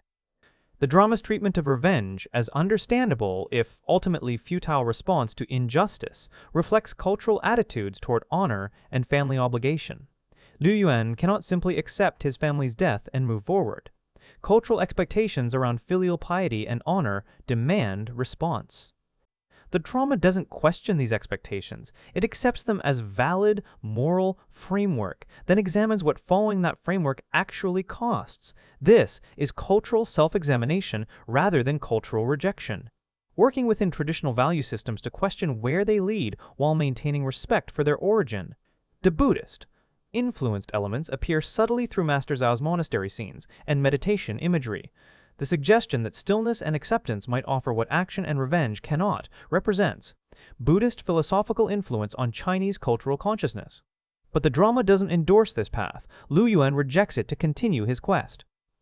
The cultural conversation happening here is between Confucian obligation, honor family through revenge, and Buddhist wisdom. Attachment to outcomes creates suffering. The drama stages this ancient philosophical tension without resolving it, allowing both perspectives validity while demonstrating costs of choosing either. The timing of the drama's viral spread in late 2025 connects to global moment of frustration with institutional failures and elite impunity. Across multiple societies, populations watch powerful people escape consequences for actions that would destroy ordinary people. The fantasy of Lu Yuan, someone who takes justice into own hands when institutions fail, resonates in this climate. The drama's popularity isn't just about entertainment, it's about collective desire to see someone, anyone, hold power accountable when official mechanisms won't. That the drama shows this ultimately failing and destroying the person attempting it doesn't diminish appeal. Trying and failing beats not trying. The cultural moment demanded stories about refusing to accept powerlessness, even if refusal leads to tragedy. The social commentary embedded in production values themselves deserves recognition. This isn't prestige television with movie budgets. It's low-budget content creating impact through writing and compression rather than spectacle. The success of Jagal, Terkalahkan, and similar short dramas demonstrates quality of ideas can overcome limitations of execution. This is democratizing force in content creation. You don't need huge budgets to find audiences if the emotional and intellectual substance resonates. The cultural shift this represents is toward valuing story and character over production polish, which potentially opens media space for voices previously excluded by budget barriers. The drama's engagement with corruption as systemic rather than individual problem speaks to widespread cultural recognition that reform requires structural change, not just replacing bad individuals with good ones. Lu Yuan kills advisor Feng, but Feng's position and the systems that empowered him remain. Someone else will fill that role. Make similar calculations. Destroy other families. The drama's refusal to present individual vengeance as systemic solution is cultural commentary on limits of individual action against institutional problems. This resonates globally in an era where individual heroes are celebrated while structural problems persist untouched regardless of which individuals occupy positions of power.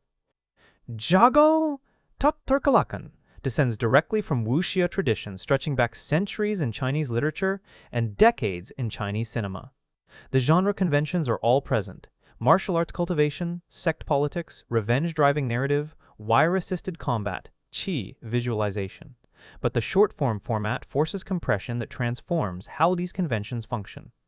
Traditional wuxia films like Crouching Tiger, Hidden Dragon, or Hero luxuriate in visual poetry and extended combat choreography. Short-form drama cannot afford this contemplative pacing. Every genre element must serve narrative momentum or get cut. This creates wuxia distilled to pure emotional essence. The cultivation happens off-screen. The sect politics get reduced to essential power dynamics. The combat loses elaborate choreography in favor of rapid editing that suggests rather than displays martial artistry. This is wuxia adapted for attention economy, maintaining genre identity while acknowledging viewers won't dedicate 2 hours of focused attention. The innovation isn't in the elements used, but in how brutally efficiently they're deployed. The revenge tragedy lineage extends beyond wuxia to global traditions. Jagal, Terkalahkan, shares DNA with everything from The Count of Monte Cristo to Old Boy to John Wick. The common thread across cultures and eras is exploring what revenge costs the revenger. Whether acquiring capability to achieve vengeance transforms someone into precisely what they're avenging against. The drama contributes to this conversation by refusing catharsis. Where John Wick ultimately provides satisfaction through stylized violence, Jagal Terkalahkan denies that satisfaction. It's in conversation with genre tradition while subverting the emotional payoffs that tradition typically delivers. Comparison to Chen Kaige's The Emperor and the Assassin or Zhang Yimou's Hero reveals how Jagal Terkalahkan inverts traditional wuxia's relationship with power. Those prestigious films ultimately argue for authority and order, suggesting individual violence must submit to collective stability. Jagal Terkalahkan isn't interested in defending authority. It demonstrates authority's corruption while also showing individual violence's futility. This is wuxia for an era that trusts neither institutions nor individual actors. The cynicism runs deeper than genre tradition typically allows. The drama shares thematic territory with Park Chan-wook's sympathy for Mr. Vengeance, revenge creating cycles that destroy everyone involved. But where Park's film operates as art cinema meditation on violence's futility, Jagal Terkalahkan packages similar ideas in accessible genre format. The innovation is democratizing complex moral inquiry through conventional entertainment framework. You don't need film festival distribution to encounter these ideas. They come to you through mobile algorithms and social media sharing. The short form, vertical drama format itself represents evolution of storytelling comparable to television's impact on film. Just as TV enabled long-form narrative impossible in theatrical releases, short-form vertical enables hyper-compressed storytelling impossible in traditional formats. Jagal, Terkalahkan, pioneers what this format can achieve dramatically. Future content creators will reference this drama's techniques, how it maintains character complexity, despite compression, delivers emotional impact in fragmented viewing, and creates satisfying narrative arcs in total runtime under 2 hours. The influence flows bi-directionally. The drama draws from Korean revenge, thrillers' willingness to let protagonists become monstrous, from Japanese samurai cinema's codes of honor and obligation, from Hong Kong action cinema's wirework and editing rhythms, but it synthesizes these influences into something specifically adapted to contemporary mobile viewing. The lineage connects to global action and revenge traditions while innovating in delivery mechanism. Compared to recent revenge-driven series like Squid Game or The Glory, Jagal Terkalahkan operates at much more compressed scale but explores similar psychological territory. What drives someone to dedicate entire existence to punishing those who harmed them? How does prolonged pursuit of vengeance transform psychology? The short-form drama can't match those series' depth of character development through extensive runtime, but it achieves surprising psychological complexity through visual storytelling and narrative compression that forces concentrated character revelation. The drama's relationship to traditional Chinese television is one of disruption rather than evolution. Conventional Chinese TV dramas run 40 to 60 episodes, sprawl across months of production and viewing. This represents opposite approach, minimal episodes, rapid production, designed for immediate consumption. The success of short-form content like Jagal Terkalahkan challenges traditional TV's assumptions about what audiences want. Turns out many viewers prefer concentrated story over prolonged exposition. This is generational shift in consumption preference that's reshaping Chinese media industry. The drama also participates in global streaming era's fragmentation of attention and taste. It found its audience not through mass marketing, but through algorithmic recommendation and peer sharing. This represents new paradigm in how content succeeds, no longer needing broad appeal if you can find deep appeal with specific audiences. Jagal Terkalahkan doesn't try to please everyone. It delivers very specific experience for viewers wanting compressed revenge, tragedy with martial arts aesthetics. Niche specificity replaces mass appeal as success metric. Looking forward, this drama's influence will likely appear in how efficiently future content delivers genre satisfactions. The techniques it employs for compressing training montages, establishing character psychology quickly, and creating emotional investment with minimal setup will be studied and replicated. This is template for mobile-first storytelling that respects viewer intelligence while acknowledging fragmented attention. The cinematic lineage extends not just backward to what influenced it, but forward to what it will influence as format pioneers. What lingers after Jagal Terkalahkan concludes isn't plot resolution, it's the hollowness of Liu Yuan's expression in that final prison scene. Having achieved everything he set out to achieve, and discovering achievement, changed nothing that mattered. This image crystallizes the drama's emotional and intellectual offering. We watch someone complete a mission that made psychological sense while pursuing it, but reveals its futility the moment it's accomplished. The lasting impact comes from recognizing this pattern in our own lives, goals we pursue with certainty of their importance, only to reach them and find the satisfaction we anticipated doesn't materialize. The drama's greatest strength is emotional honesty about revenge.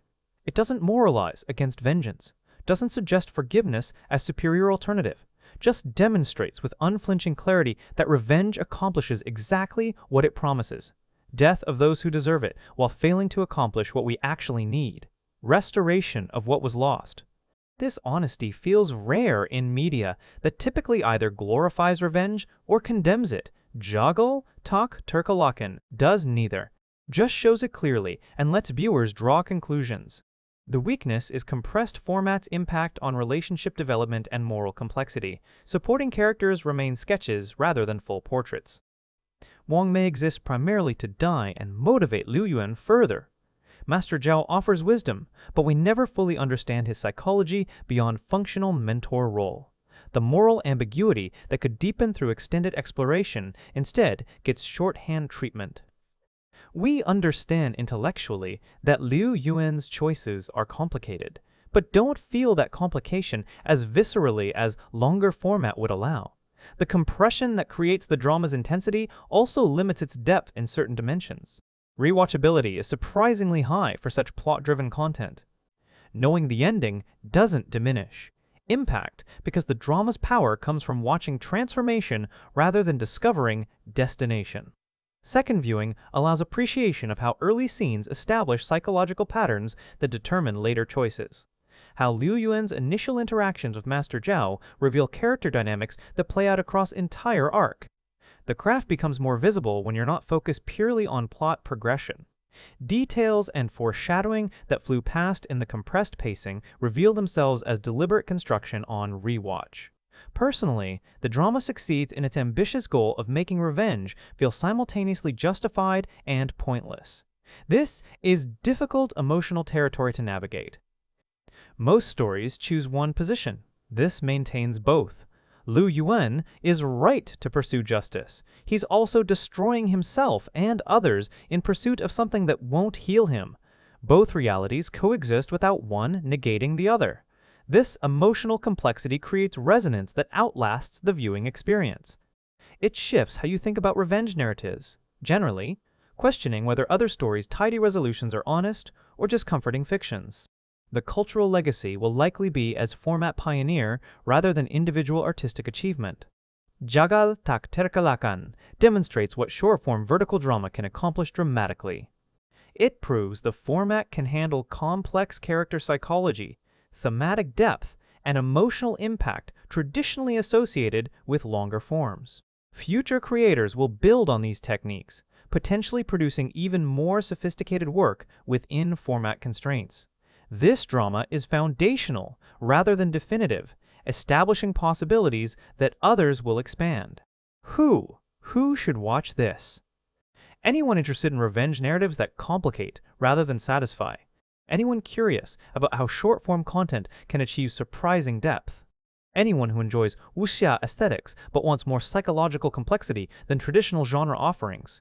Anyone who finds value in stories that refuse easy answers and comfortable resolutions. It's not for viewers wanting escapist action or feel-good catharsis. It's for those willing to sit with discomfort and moral ambiguity. The emotional value lies in validation of complicated feelings about justice and revenge. We're taught to believe either revenge is wrong or that it provides closure. This drama suggests both positions are oversimplifications. Sometimes people deserve punishment. Sometimes pursuing that punishment destroys you. Sometimes both truths exist simultaneously. This emotional nuance feels valuable in cultural moment dominated by moral certainty. The drama offers space for complexity, for sitting with uncomfortable questions without rushing to resolution. The intellectual value comes from how it examines revenge as psychological mechanism rather than moral question. The drama isn't interested in whether Liu Yuan should pursue vengeance. It examines why he needs to, what that need reveals about human psychology, and what happens when need gets satisfied but underlying pain remains. This reframes revenge from ethical debate to psychological study. The intellectual engagement comes from understanding characters as belief systems in motion, watching how those belief systems function under pressure, and what they reveal about human consciousness. Critical evaluation must acknowledge both achievement and limitation. The drama achieves remarkable psychological depth within severe format constraints, creates genuine emotional impact despite modest production values, explores complex themes while maintaining narrative momentum. These are substantial accomplishments. The limitations include underdeveloped supporting characters, occasional reliance on melodramatic score for emotional work performances should carry, and compressed timeline that sometimes undercuts moral complexity. The achievement outweighs limitation, but honest assessment requires acknowledging both. The verdict, Jagal, Terkalahkan, matters, not as perfect artwork, but as successful experiment in adapting complex narrative and psychological exploration to radically compressed format designed for mobile consumption. It demonstrates that serious dramatic intention can survive and even thrive in formats dismissed as lowbrow or disposable. The drama respects viewer intelligence while acknowledging contemporary viewing conditions. It delivers entertainment while offering genuine emotional and intellectual substance beneath genre trappings. What makes it ultimately successful is the courage to deny catharsis. The ending could have delivered satisfaction, Lu Yuan achieving revenge and finding peace, or dying heroically or escaping to start new life. Instead, he survives into aftermath, sits in prison, having completed his mission and facing the reality that completion changed nothing about his fundamental loss. This refusal of tidy resolution shows artistic integrity. The drama doesn't promise what it cannot deliver, doesn't suggest revenge, heals because revenge doesn't heal, only redirects pain temporarily until redirection ends and pain returns unchanged. The personal resonance for any viewer will depend on their relationship to revenge fantasies. We all carry them to some degree. Moments when we imagine correcting injustices through force, when other means failed. This drama doesn't condemn those fantasies, doesn't validate them either, just examines them honestly, shows what they actually offer versus what we imagine they'd offer. For viewers willing to question their own revenge narratives, this examination creates uncomfortable but valuable self-reflection. The drama becomes mirror, not showing who we are, but who we might become if we pursue certain paths we occasionally fantasize about pursuing. Years from now, Jagal Terkalahkan will be remembered as early example of short-form vertical drama's potential. As format matures and more creators explore its possibilities, this drama will be referenced as proof that format innovation doesn't require abandoning narrative sophistication, that you can compress story radically while maintaining thematic complexity, that budget limitations can be overcome through emotional intelligence and psychological depth. The lasting legacy is demonstrating mobile-first content can achieve artistic and intellectual merit that traditional cinema gatekeepers insist requires theatrical scale and extended runtime. The final assessment. This is a 7.5/10 drama that accomplishes what it attempts with notable success, despite clear limitations. The ambition to examine revenge's psychology honestly within hyper-compressed wuxia framework is substantial. The execution delivers on that ambition more often than not. The limitations of format and budget constrain how fully certain elements can be developed. But within those constraints, Jagal Terkalahkan creates something emotionally resonant, intellectually engaging, and formally innovative. It earns its viral success not through marketing, but through genuine substance that resonates across cultural boundaries. This is storytelling that understands something true about human pain, revenge fantasies, and the gap between justice achieved and wounds healed. That truth makes it matter beyond its entertainment value, which is ultimately what separates content worth discussing from content merely worth consuming.